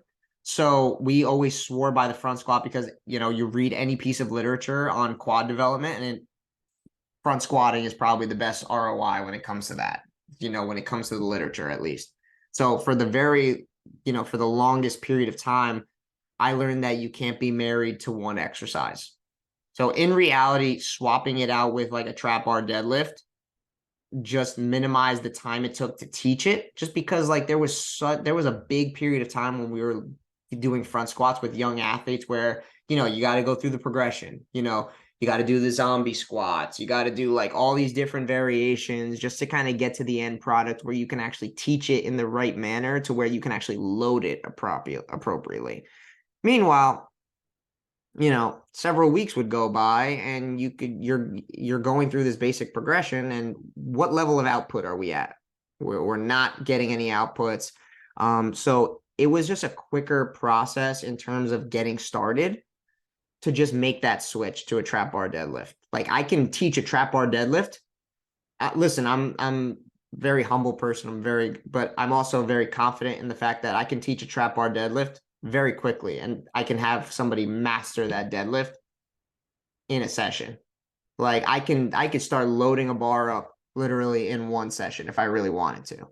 And it doesn't take that long to teach a trap bar deadlift versus a front squat where you actually have to be capable and have the core stability to be able to hold yourself and the flexibility to hold yourself in a front rack position. Not a lot of people have that flexibility and or dynamic motor control or core stability, global core stability to handle load in that position.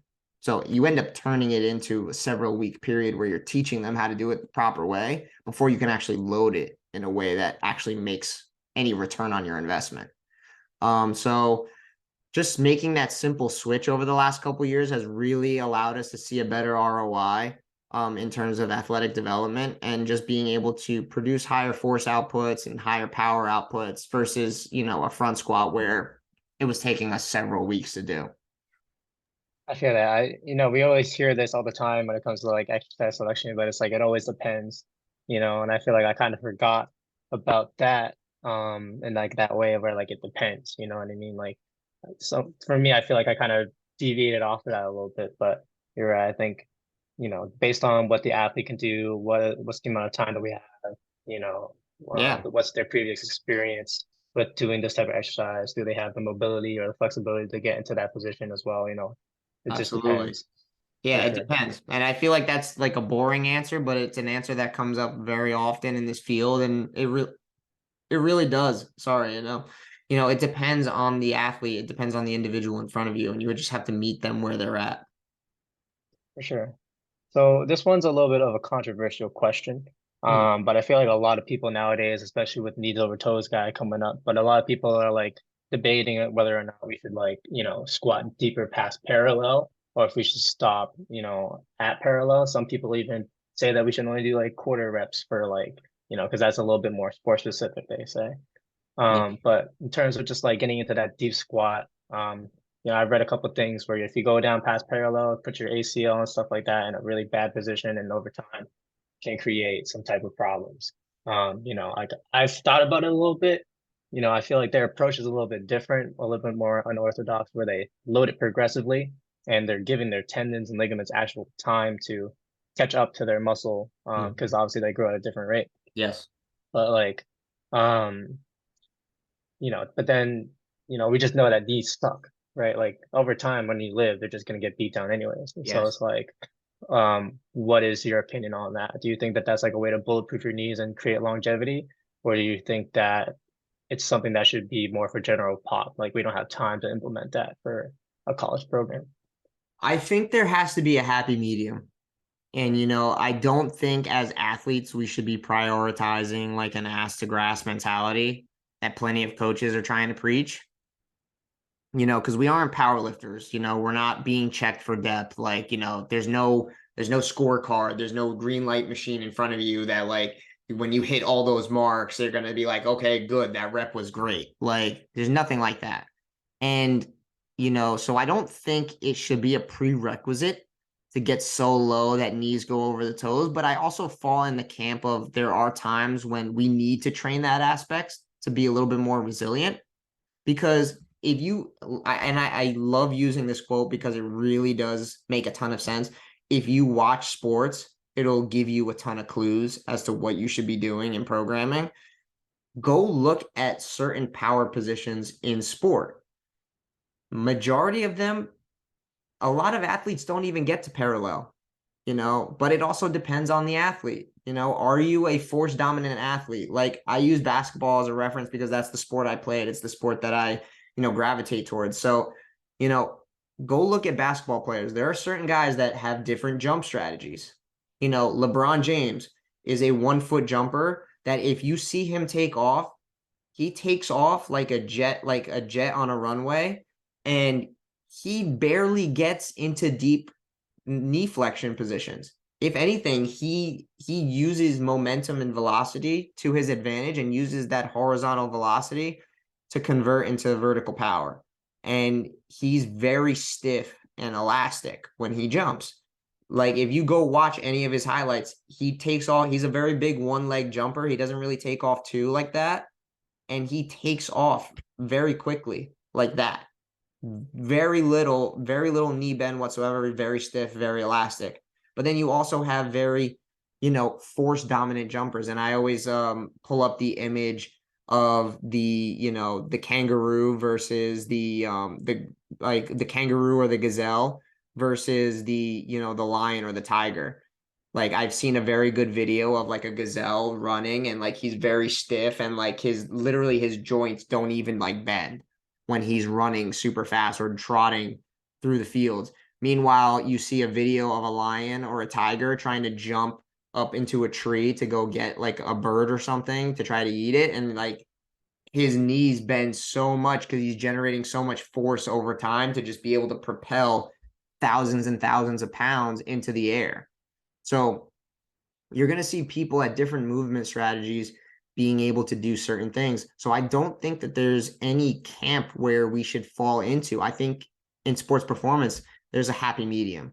So I think majority of power positions don't actually they're not performed at ass to grass, but at the same time, we also have to be preparing the body in cases where we have to get into those positions.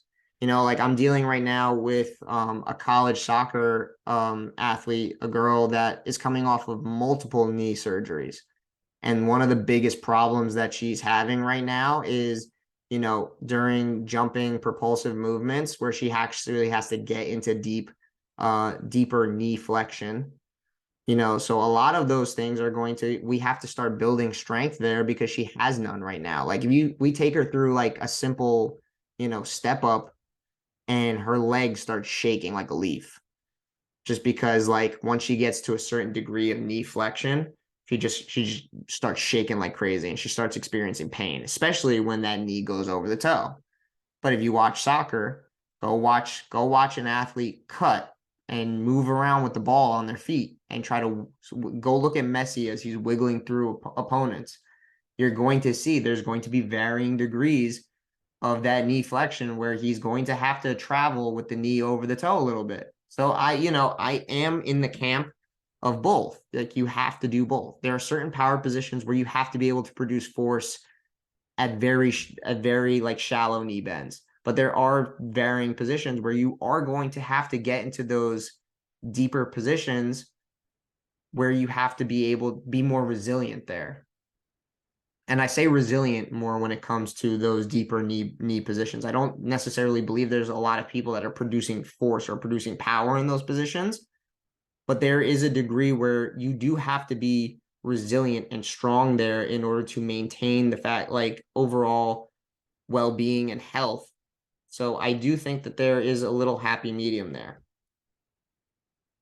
For sure, like, because we see basketball. Like, I think basketball versus hockey, for example. Like, hockey very low to the ground. You might even see them just squatting basically parallel almost the whole time, and they're trying to really bring that belly button to their hip. And so in that Mhm. aspect, maybe a little bit more knee over toe, a lot more deep knee flexion and stuff like that makes sense. But then you also look at like Michael Jordan, who was infamous for his crazy shin angles, right? But you Yeah. see a lot of other athletes like that who have that crazy knee bend way over the toe, and I'm not necessarily saying that, okay, the whole heel is on the floor as well, but building that resilience in terms of, like you said, in that position.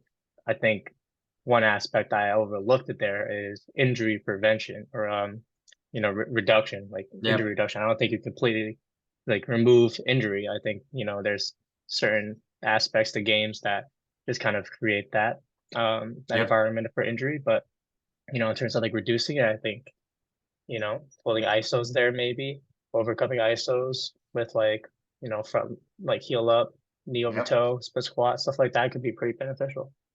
Absolutely, I agree. So I think, like I said, I think there is a place for both. I think like I'm not saying that I fall into one camp or the other. I definitely think that though there is a place for both in the system, and I think you should, as a coach, you should be accounting for both. For sure. So this one we're kind of straying off of the strength and conditioning, but it's more about the Instagram growth that you've been getting, the TikTok growth that you've been getting. So I've been trying to like look for trends and stuff like that amongst Yep. other successful influencers. And I've been trying to just kind of collect data on their story, like what was their upcoming like? Because some people blow up overnight. One video blows up, next thing you know, everybody's following them. Some people it might take them 5 years, and one video pops off, and for them now that's like their shining moment. Yep. Some people just never pop up at all. So I feel like there's a lot of different information and data to be collected from these stories. And so I'm trying to like Mhm. figure out like, what made them pop off. So Yeah. could you explain what made you pop off, especially on TikTok? Yeah, I mean, and I'm a big I know he's a bit controversial in the social media realm of things because there are some people that really adore him and then there's other people that absolutely despise what he does because they think he's just kind of this parrot that repeats the same thing over and over, but I think it's very true and Gary Vee was like obviously a big influence and I think anybody who's on social media obviously probably follows him. He's very good in the social media space and one of the biggest things that really resonated with me that he said when I first got on social media and I followed him, one of the biggest things that he repeats a lot is the fact that he says document, don't create. Create like or something along that line. I forget what it says, but essentially he likes to go about things in terms of just documenting everything you do. And that is probably one of the biggest things that I've tried to adopt in my content strategy is I just try to film whatever I'm doing in the gym. So in the beginning, if anybody followed me when I first made my page, literally like all I did was post stuff about myself. Like I didn't have any clients at the time, wasn't really doing much in the training realm of things in terms of working with athletes. So I was pretty much the guinea pig. Like I was going through my own training and I was just documenting what I was doing. So whether it was just like a training session and like showing people what I was doing in my training session, or it was a certain concept that I read about and I wanted to explain it, like certain things like that. Like, and then once you start developing a book and actually having like a good book of clients, then like I'm gonna start showing people what I'm doing with my clients. Like, hey, this is little Johnny. Like he started out with like a 12-inch vertical jump, and like we're like into two cycles in and like we're in like month 2 or 3 now and he went from a 12-inch vertical to like a 15. Let me show you what we did during that time period. Like I feel like social media there's no real book on how to do it. It's changing all the time. I think the biggest thing that I did over time was just show people what I'm doing and just be very transparent about how I'm doing it. I think the biggest problem with social media in terms of what we do from an industry perspective is there are so many people that are afraid to say what they're doing. They don't want to show what they're doing. They're afraid to give the secret sauce. But in reality, when it comes to coaching, I can give you my entire program of what I'm doing with my athletes. That doesn't mean you are me in the sense that you have my thought process, that you have my level of expertise, that you know what I would do next. That's the thing. And the way I implement it is not going to be the way that you implement it either. So in that sense, I took that same strategy to my content and I'm like, I'm just going to share what I'm doing. If people like it, great. If people learn from it, awesome. That's exactly what I want. But you also have to understand that, I feel like like I said, the biggest problem is people are afraid to give away what they're doing because they're afraid that somebody's going to steal it or that somebody's going to stop going to them because now like so and so is going to start using what I'm doing.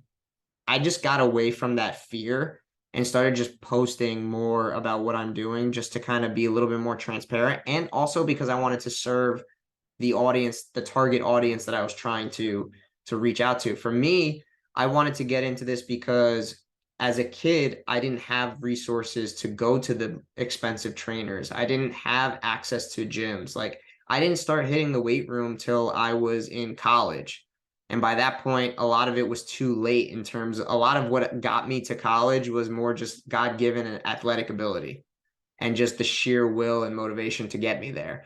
So my whole aspect going into social media was I'm going to create a page, a resource of something that I wish I had when I was growing up. Like back in the day when I was a kid, information wasn't as abundant as it is now. Like sure, the YouTubes of the world and all that kind of stuff were coming up, but we didn't have access at our fingertips. Like my first cell phone was in eighth grade and it was a flip phone. I didn't have like, I didn't have the means of just going at one touch and being able to say, hey, Siri, give me the answer to this question. Or hey, Google, give me the answer to this question. We have so much information at our fingertips with just this little device.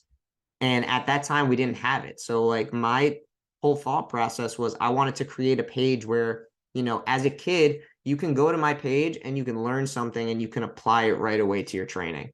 And that's what I wanted to create. And I feel like when people are a little bit more transparent about what they're doing and actually do it with a purpose of, you know, not doing it for themselves, like I'm going to be honest with you, I don't really care about the followers. I really don't care.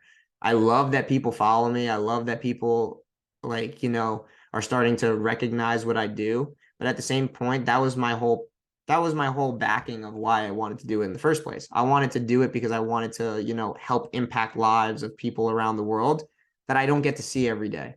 Or that, there might be a kid that it resonates with my story and hears my story and is in a similar situation and just wants to learn and wants to get better.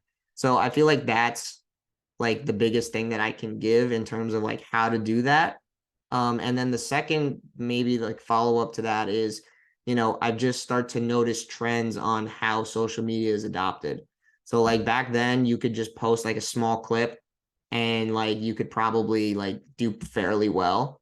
You could just post a little explanation as to why you're doing it. But now the more and more you go on social media, the more it's becoming a entertaining platform. If you're not there to entertain or educate, then you're not really going to stand out that well. So for me, I tried to look at ways of trying to make education more entertaining. And that's why now a lot of people see my videos now and they're like, wow, like this is like super like you go so in depth with the edits and like it's so flashy. And I'm like, well, I just try to make it more entertaining. So that way people can like actually sit there through. Sometimes I post videos for like a minute and a half, 2 minutes. So I got to make those minutes valuable to keep people entertained the entire time because nobody's gonna want to hear me talk about super sciencey like information in terms of training for a whole 2 minutes if it's not entertaining. So I think that's the next piece of it is just understanding where social media is going, noticing trends, and just trying to form it in a way that makes the information you're trying to put out there more digestible and more entertaining. Yeah, because like for me, I also have like a similar goal. Like I want to educate the people who are like the next generation, essentially, Mhm. right? Because for me, similar to you, even though we had phones, we had Google, the best thing that we had back then for me was like Athlete X. Like, and Yep. you know, if that's all we got, That's all we got. So it's like, how can I also provide value? Because like, you know, for my coaching stuff, my coaching recaps, trying to like help people turn into better coaches and stuff like that as well. It's a little bit more gatekeepy, I feel like, for some individuals who might not have the mentors or the resources and stuff like that. And there's just general things that you need to be doing as a coach all the time. And I feel like that's where like that value comes into play because these are things that they'll take with them for the rest of their life as long as they're a coach. And they'll do those things over and over and over again, perfect that art of that, and then they'll teach somebody else. And so, but at the same time, on the opposite end of the spectrum, you put out this content, you hope it reaches people because you want to help these people. And so, you know, I'll be honest, sometimes I get a little frustrated. I'm like, man, I wish more people saw this because I feel like it's pretty good. You know what I mean? Um, but then I heard one little piece of like a quote. It was like, imagine, like, look at your views and then imagine that many people being in a stadium. Like, I have 400 views, like, I'm basically speaking to 400 people, and for that, for me, is like enough for me now to just kind of like push through, keep on doing what I'm doing, even if it's only 100 people, 50 people. These are people that might not have known this stuff before that I could potentially impact. And so I Yeah. think for me as well, yeah, it's just like a little bit of a mindset shift as well. Yeah, I I feel like like that's what it's all that. about. Yeah, I like that. And then again, like the biggest thing that I took away from guys like Gary Vee and stuff like that, like social media moguls, is that you have to understand that selfishly, there is a little bit of ego inside of you that just wants to do it for the attention. And the minute you take that away from it and you start focusing more on the audience and trying to provide value, a lot of that's going to go away. Just because every time you go into your head and you start getting frustrated and you're like, oh God, like, I'm putting out all this information. Why isn't it, why isn't the retention going and like converting into more likes and more followers and this, that, and the other thing? It's like, that's because your selfish desire to want to be viewed in that light is clouding your ability to just continue to generate more and more to give versus you're just wanting something. And I think that the minute you get away from the followers and the likes is the minute you'll be a little bit more content with what you're doing. Like I'm 5 years in, I would more than likely say that I'm not that successful on Instagram. I'm starting to see it now, but I'll compare it to like my business partner, Jerry. Like he's got like thousands and thousands of followers compared to what I do. And I think I'm doing well with just the small amount that I have. But in reality, the more I try to compare myself to other coaches that have a higher following and this, that, and the other thing, it's just going to take away from what I'm trying to provide for the people that are watching my content right now. So it's like there's a little bit of that selfish ego that's going to keep that voice in your head that's like, oh, like, why am I not getting more followers? But that's going to start to cloud how you push content out because now you're thinking more for yourself than them. So you got to start thinking more give, give, give, give. Don't think take, take, take. Because at the end of the day, if you give and you give a lot and you're very transparent, open, and you give with the intention of trying to inform and help educate and really improve the outcomes for everybody else and not yourself, that's when that starts to come and that starts to open up for you. Yeah, man. Like one quote I live by is be a giver, not a taker. Yep. Heard that a little bit more recently the past couple of months, but I've really been trying to live by that. And I feel like you make a good connection with the Instagram as well, because sometimes, you know, I'll be honest, like sometimes like I do see that cloudedness that you talked about where like, oh, my perspective switched. I need to like correct that and then, come back to my roots and Yep. my goals, you know what I mean? So I appreciate Absolutely. that because, sometimes it's tough because, you're battling a voice inside of your head and you don't know what you really want. Um, but it's all about trying to go back to those goals that you have and Yeah, just stay aligned with absolutely. those. And I think the last Yeah. point to hit real quick before we go on to the next thing is just be consistent. Like if you have a schedule that you want to adhere to, the same thing like I was mentioning to you earlier about with my podcast, create a schedule for yourself in terms of how you're going to go out and push your content. Be consistent. Don't like post content for a day and then, you don't end up posting something for another like 2 months. Like if you genuinely need the break, like if you're burnt out, that's one thing. Go ahead. The internet is always going to be there. But if you genuinely want to see growth, you have to push content. There are some people that are going to say you have to post like 3, 4 times a day on every platform. I don't fall into that camp. I'm not that kind of person. Personally, if I try to do that, I feel like I get very drained and burnt out. I try to post once a day, and try to make it good quality content. That's me. I'm more of along the camp of let me post this one really good piece of content for you and make it stick and really get to see a lot of value out of that versus me trying to post 2, 3, 4 times a day. And then by like the second day, I'm burnt out because I'm out of ideas and don't know what to post. That just makes something in a consistent fashion where if you post every other day, make that your schedule. Don't try to deviate from it. Make it consistent because then your followers will consistently know that you push stuff out every other day. If you're the guy that pushes stuff out once a week, Monday through Friday, that's me. I do that. I let my weekends be my weekends. I relax. But, you know, try to be consistent, have a schedule of posting content. That way people are actually continuing to see what you do. And then another thing that I used a lot is I use my stories. I post every day. People can see literally from Monday through Friday when I'm at work, everybody knows what I'm doing during the day because I'm constantly posting kids on my story that are working out with us. And then on top of that, the kids like it too. They like the clout. So like, they like being shown off. So there are some that don't, but there are some that do. A lot of them do. So they like being shown off. They like being like having people see what they're doing. So because then other people see what you're doing and then it gravitates to other people around your area. And then that's when people start noticing who you are because they see what you do every day. For sure. No, that's like I actually realized that as well in terms of like a little way of marketing, like free advertisement. Yep. Like I noticed that like yeah, like if you post what you're doing, other people start talking about it, and the next thing you know, you have three more customers coming in through that door, you know, out of nowhere. So I Yep. definitely agree with that. Absolutely. Yeah. So what are your top three daily frustrations or like hair on fire problems that keep you up at night, or things that you wish existed that would make your job or your life so much easier?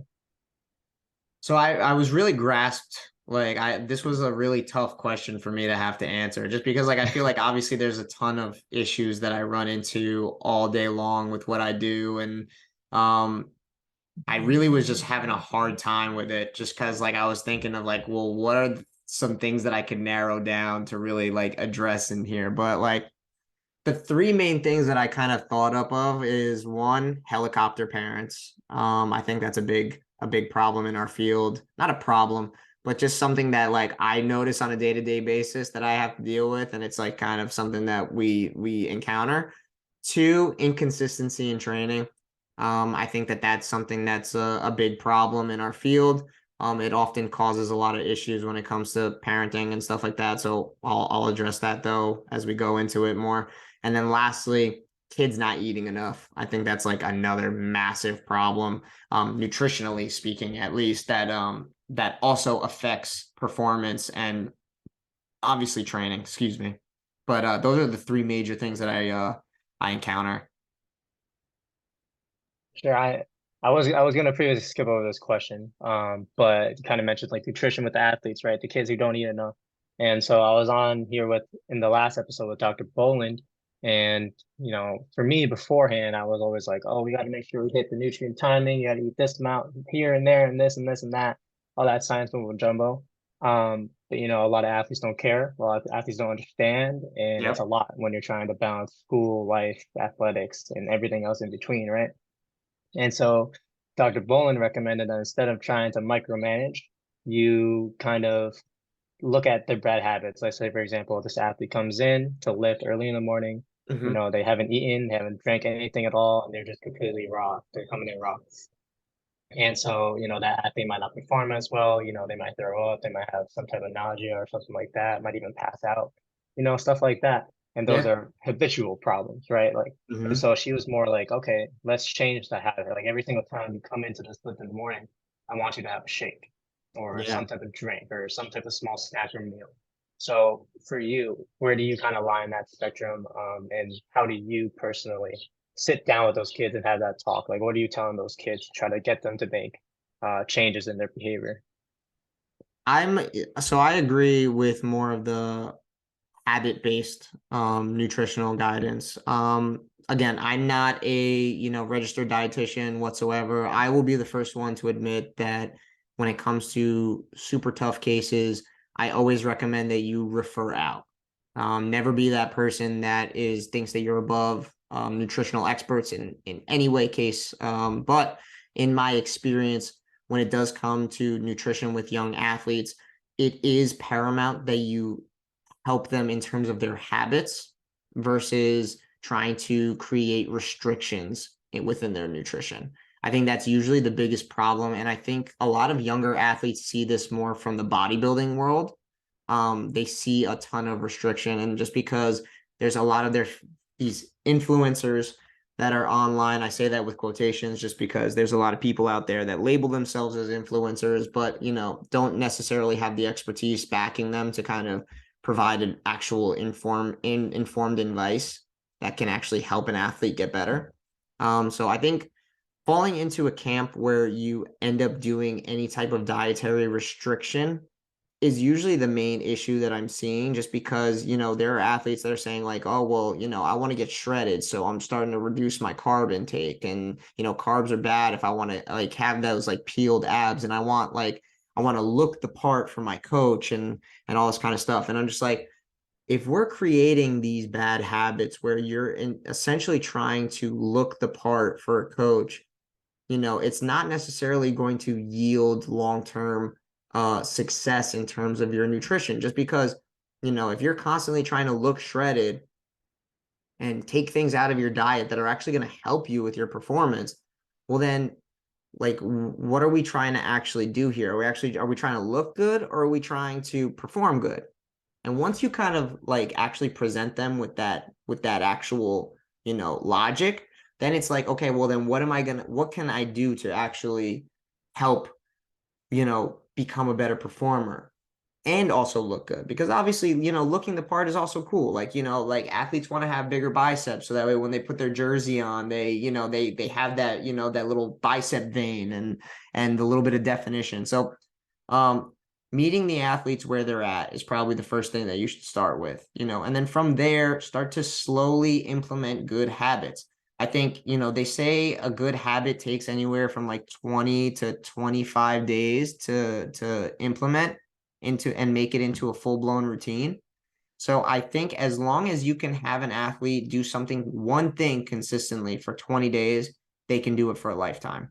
So just implementing small habits. So if that's okay, well, I don't like breakfast. I don't like to eat breakfast, but breakfast is the best meal of the day in terms of getting you active, getting you more energized for your routine, especially if you are an early riser that goes to the gym early. You need to have some type of fuel.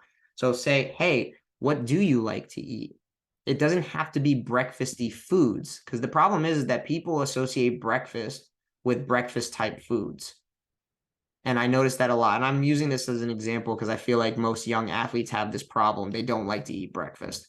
But it's like, but you don't have to associate breakfast with breakfast type foods. So what can we do? Let's try to implement foods that you do like. Let's take that. So let's say my athlete likes to eat, chicken and rice and broccoli. Like, I'm just throwing stuff out there. Not all kids are going to just start going to that, but they like lunch or dinner type foods all the time, and that's the foods that they prefer, and they don't like to eat breakfast because they don't like the foods that are associated with breakfast. Well, let's try to make it so that way you have some type of food that you enjoy and have it for breakfast. Let's start implementing that and see how that goes.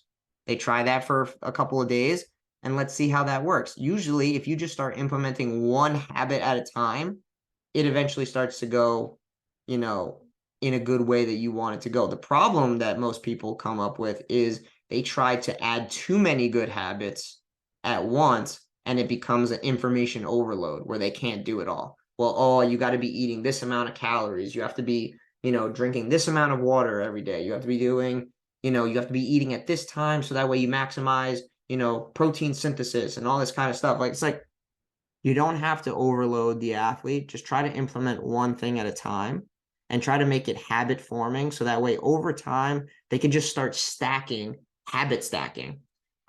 If anybody wants to read something, a really good book about habits, Atomic Habits by James Clear, probably one of the best books that you can read for this. And I just named it Habit Stacking, and it's really, really good. Just over time, just implementing one good habit and creating means of trying to accomplish one good deed, one good habit, make that into a routine, and then slowly start to stack habits that are associated with that first habit.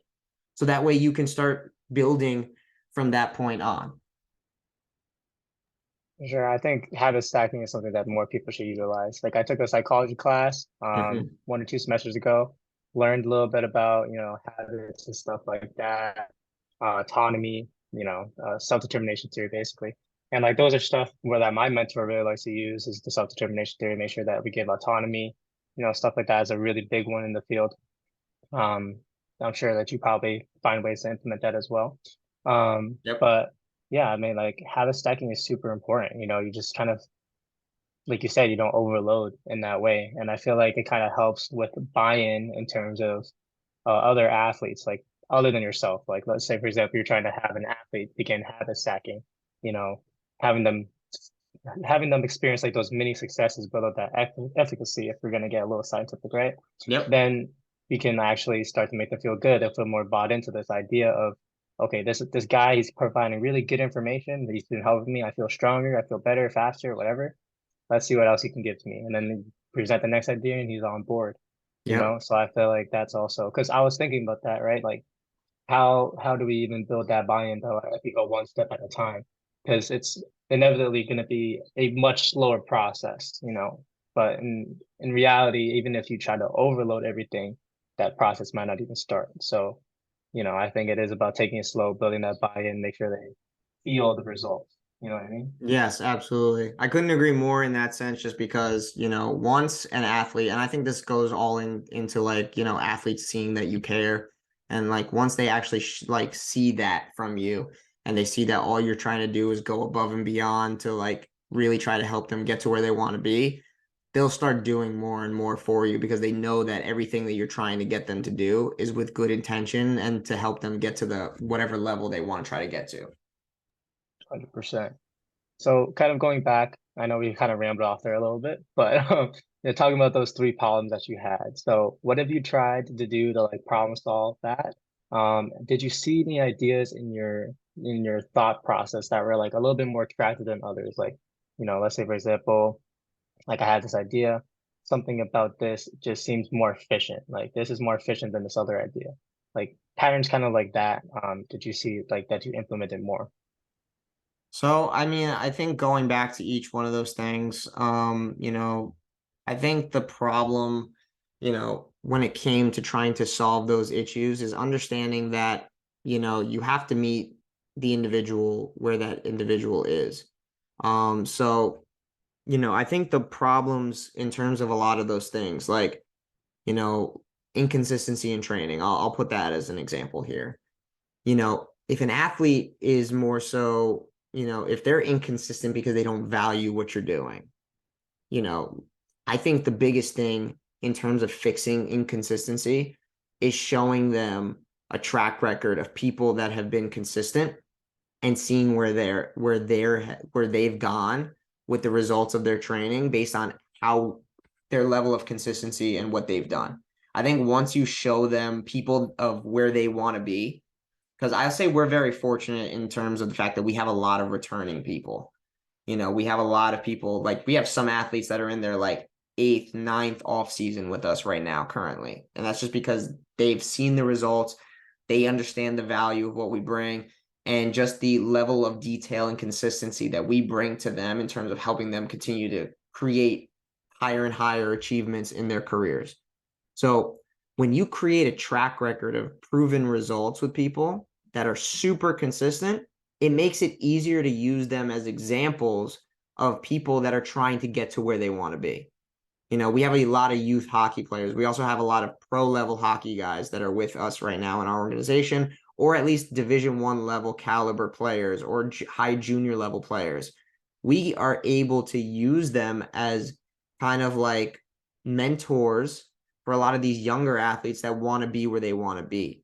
And when it comes to these younger athletes not truly valuing the training aspect of things, because I feel like a lot of athletes more so value the skills training aspect of things versus the weight room, because the weight room is, has nothing to do with their sport. They feel like it doesn't do much. And like at the end of the day, when you can show them, hey, you told me day one that you really wanted to be a Division 1 level player, or that you really wanted to make it to the pro level. Well, here's so and so. He's been training with me for 8, 9 years consistently, and he's got this level of results, and he's playing at this level. He tells me this person, and I'll never forget this. An athlete that's been with us for 8 years now. He's in his eighth off season with us currently right now. He's playing high level Division 1 hockey. And he literally looked at us the other day, and he said this when he was 16 years old. He said, you know, I hate this. I hate this stuff. I'm gonna, say it in the clean version because I don't know who the audience is here. I hate this stuff, but I know it gets me better.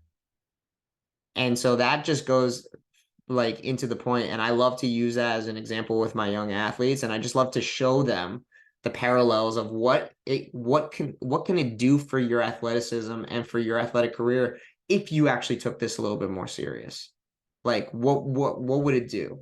What's the best case scenario here? If you start coming 2 or 3 days consistently a week, what's the best case scenario that's going to do for you? And then they start labeling things off like, oh, like I could probably get a little bit stronger, probably get a little bit more faster. And then I look at them and I'm like, hey, what are all the issues that you've been telling me lately that you've been having problems with? You're not as fast. You're getting knocked off the puck. Like you're not feeling like you're strong with the puck. Like these are things that could start working in your favor if you start coming a little bit more consistently. So you start using things like that, like mirroring situations, and it starts painting a picture for them. And it's like, okay, well, cool. Let's start at 2 days a week and let me see if you can start doing 2 days consistently. So I feel like those are certain things, like certain ideas and stuff that I've been like using to kind of be a little bit more in terms of figuring out those certain situations. And then like same thing with like kids not eating enough. I always try to label the question, what's the best case scenario here in terms if we make this change? And then they usually start going into their head. Because if you say what's the worst case scenario, I feel like that's a big phrase people use. Well, what's the worst that could happen? The problem when you frame a question like that is then kids start thinking more so of the negative and not of the positive things that could come from it.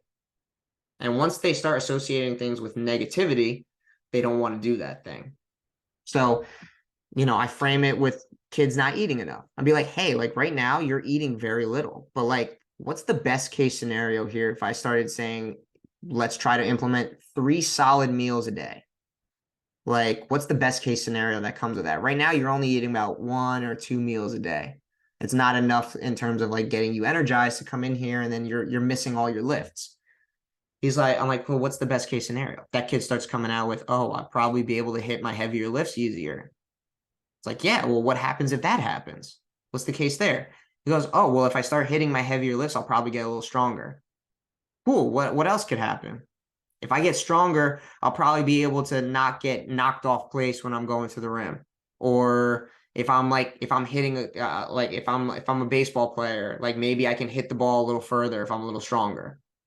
Cool, awesome. So why don't we try eating 3 solid meals a day and let's see how that works. See if you could do it for 20 days and see what happens.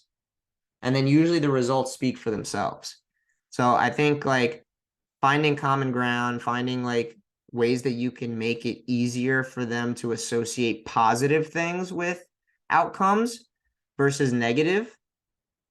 Because then if you start associating negativity with a lot of things, kids are more inclined to not want to do them. Sure. Like, kind of building off that, because you said helicopter parenting.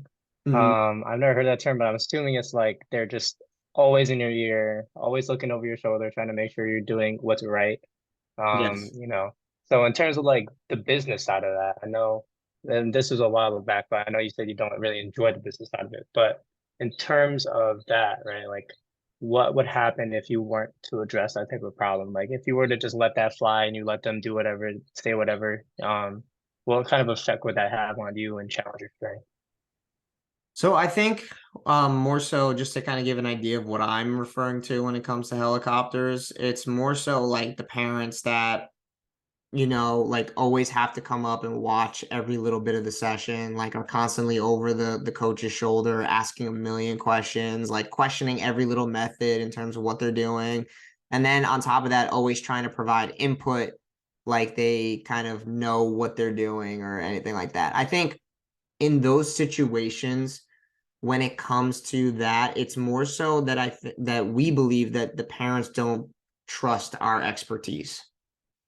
And, we don't tell parents that they can't come up, but we do kind of like hint to kids like, hey, like, I don't know if you really enjoy your parents being up here the entire time. Like, you know, maybe talk to them about like not wanting to be up there. But I think also it's not necessarily about just trying to force them out. It's more so just let's try to educate them on what we're doing and also try to provide results of what we're doing so that way they can see the results of what we're doing and not feel like they have to question what they're doing. Because I think, like, at the end of the day, if you're a strength coach, you have to provide some value in terms of what you're doing. You have to show them that you're getting the results that they want for their kid.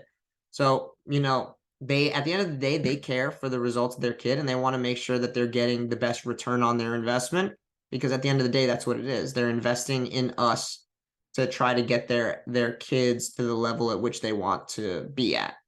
So understanding that it's a very big monetary investment, that goes to show that you have to go the extra mile to also provide them with a means of knowing, hey, this is what we're doing. It's worked with a lot of other athletes. And if you give me the opportunity to have your kid come in here consistently and go through the same similar stuff that we've experienced over the several years that we've been in business and helped countless numbers of athletes help get to this level, chances are there's a very good possibility that your kid will be at a higher potential ceiling than where he was at when he first started here. And when the parents actually see that you care and that the level of detail that you put in, I feel like it helps paint a different picture for them. And then they don't have to be as controlling over the situation as they otherwise would probably be. For sure. Like I feel like because I'm going to be going into a private sector internship and like I made it a point to experience both collegiate and private sector before I graduate, just so I can get an idea of both like sides of the field. Because, at the end of the day, they're very different. Yes. In terms like one's a business and then another one is kind of funded by a college where now you just hire people to coach these athletes and hopefully write good programs. But in the private sector, it's completely different. It's like a business. You got to make sure that you're, keeping retention with your clients and stuff like that. You got to make sure that you're pleasing your clients as well. Like you said, like kind of adhere to them, educate them, make them feel like their investment is worth it. Because, the last thing that a parent wants is to spend $500 for 12 weeks, 3 times a week, and then feel like they got nothing out of it. You know what I mean? Um, so yeah, it's just I wanted to kind of get that perspective because I figured I might be dealing with some type of people like Yeah. that or Yeah, I other think people the will as biggest well. thing, and like, I'm sorry to cut you off, but the You're good. biggest thing that I've noticed when it comes to that also is that sometimes in the early stages when they first come in, because like a lot of these types of parents are going to be like, hey, well, like, my little Johnny's a baseball player, and like I know that med ball throws are going to be really good, like at help building rotational power, but like we all know that little Johnny is also 12 years old and can barely do a push-up. So chances are doing a rotational med ball throw off rip is not going to help him right away.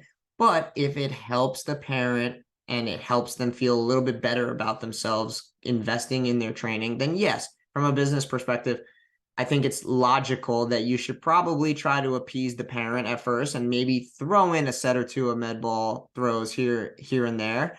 But also once they're in your door, understand that from a business perspective, once they've signed up and they put their trust in you, that means you can do whatever you want to do. But at the same time, also understanding that there's a level of give and take. And sometimes you have to succumb early on to whatever they want you to do So that way they could be a little bit happier making that decision. So whether it's okay, yeah, I'm sure I'll throw a couple med ball sets in to the training because yes, med ball throws, rotational med ball throws are great for rotational power. Awesome. We'll throw that in. But at the same time, once they start, the big bulk of the session, you could do whatever you want to do with them. Understand though that yes, there is a component of, let me try to, do the maximum amount of what I want to do in the session to get what I need to get out of the session. And then I'll throw in that little bit just to make them happy. But yes, and then also understanding that when you do something like that, it also creates buy-in with the athlete a little bit because then they say, hey, yeah, my dad said that, these med ball throws are going to be really important for me. So like, can we do them? And then I throw them in and be like, hey, yeah, sure. 1 or 2 sets here makes the athlete happy, creates a little bit more buy-in. They're going to put a little bit more effort into the other stuff you want too. So it's going to create a little bit more buy-in from not only the athlete, but the parent. And then on top of that, it allows you then the autonomy to do whatever the hell you want with them. And then you can, from a business perspective, you keep the client a little bit longer because they're a little bit more happier with the situation. So it's a little bit of give and take, but that's kind of like what you have to deal with if you want to be in the private sector. For sure. The last thing I want is to open up a gym and have it like go bankrupt. So, stuff like Exactly. that is a little bit important to think about. Yeah, of So, course.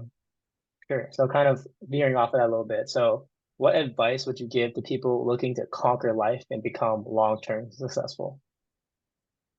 I think, and again, I've been kind of pounding this in the entire show, but like I don't think I'm anything special yet. I don't think I would consider myself a success, but that's just me talking. So I appreciate you even saying that, but the biggest piece of advice that I would give to people is just genuinely do things that make you happy. I think that's like a big thing that gets overlooked a lot, and it's like you have to genuinely love what you do in order to be happy in life. I was in a situation before where I was trying to, put myself and be in a situation where I wanted to, anybody who knows my story knows that I originally wanted to be a physical therapist. I didn't actually initially want to get into this field. I wanted to, but I wanted to eventually do it over time. I more so wanted to pursue physical therapy school. Didn't really get the opportunity to be in physical therapy school, couldn't get into any programs. Um, didn't have the high GPA, didn't have the accessibility, had thousands upon thousands of letters of recommendation, hundreds of people saying, vouching for me, trying to get in and all, but it just didn't work. I was trying to fit a square peg into a round hole per se. And at the end of the day, it doesn't make you happy because you're not doing what you really want to do. And at the end of the day, when I really wanted to do this, it genuinely made me happy. It made me want to get up in the morning. It made me want to, pursue and spend the money to seek out education and to really like get to that next level of my career and really want to make this something that I could do long term to help support myself and my family and my future family.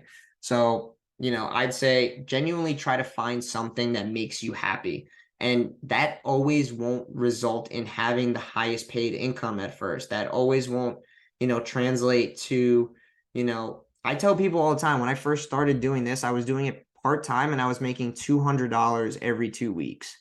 Like I was not making a lot of money doing this. And I can confidently say now that I'm in a better position now than I was 5 years ago.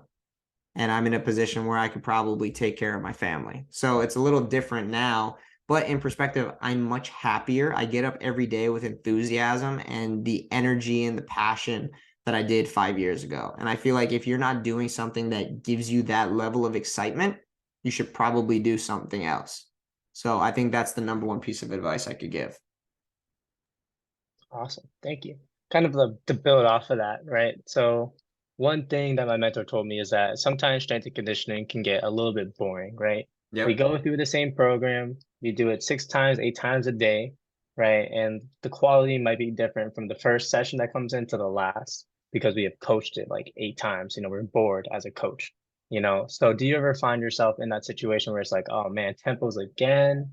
Like I don't want to do tempos again. Like I don't want to count for like 5 seconds, stuff like that. Like you ever feel that way? Just Of curious. course. I think everybody's human. I think everybody like succumbs to, burnout and like just feeling tired and, when you've been coaching for 12 straight hours and you want to go home and you don't want to like continue doing the work, I think it's very easy to want to mail it in and not give 100% effort into whoever's in front of you. But at the end of the day, you have to understand that every single person is an individual and they are spending money to come and see you and be with you and be in your environment and culture. And it's a massive disservice to that individual for that hour if if they come in and they get you at like 50% or 30%. Like it's not fair to them. So as much as, you want to mail it in, give it that extra effort, go that extra mile because that person is going to want to continue to come back to you and continue to have you help them out versus, for that 1 hour you didn't show up and you kind of mailed it in and checked out. That person could then have a very negative opinion or a different outlook on you and think, hey, well, this person doesn't really care about me. Like, why am I going to continue to come to this person? So I never want somebody to leave a session with me and have those thoughts in their head and think, well, like Julian doesn't like me or like he doesn't really want to like see me succeed. Like, he was, just sitting on the desk, like looking at his phone the whole time. And he was like, kind of like, he didn't want to be there kind of thing. Like, I never want an athlete to think that about me. I always want the athlete to say, Julian cared. Like he pushed me. He really helped me get to where I wanted to be. Like, so I think the biggest disservice you can do with an athlete is show them that you don't want to be there. Show them that you don't have the energy. Even though you might not have it and you're going on that hour 10, hour 11, hour 12, hour 14 of coaching all day. Like, don't ever mail it in. Always over deliver. Certainly. You said mentor said it might be your eighth session, but it's the first one for them. So, you got to Exactly. act like it's their first session. You know what I mean? But I Yes, completely agree absolutely. for sure. I remember times like when I read Conscious Coaching by Brett Bartholomew. I'm not sure if you're Mhm. familiar with him, but Yes. at the end he talks about consistency, coming in, delivering the same level or quality of work every single day. And like during my internship, there's days where I might have been coaching, getting up at like 5 and then going to coach later on in the day after my whole school day is done, for a couple more hours. Might be a day where after my classes are done at 2 p.m., I'm going in there, I'm staying till like 9 p.m. You know, sometimes, you feel the energy drop, but you got to just put on that face before you walk out and just, get to work. So, Absolutely. Completely you know, agree. 100%. So, one last question. Mhm. So, based on your personal opinion, you're talking about job security. You feel like you can support your family. I feel like for some people, like let's say for example, for me, I want to go coach D1 at some point in my life. I want to go and work in the NBA or the NFL. And within that type of realm, there isn't much job security because coaches are constantly being recycled. Because they're not being judged on the right KPIs, I guess you could say, right? They're getting Yeah. judged on wins or losses, not versus whether or not okay, the athlete got stronger. We maintained muscle mass. During the off season, we built up muscle again, and then we maintained their strength throughout the season. Like as long they're not like looking at those type of things. So in terms of like job security, do you have any tips for that?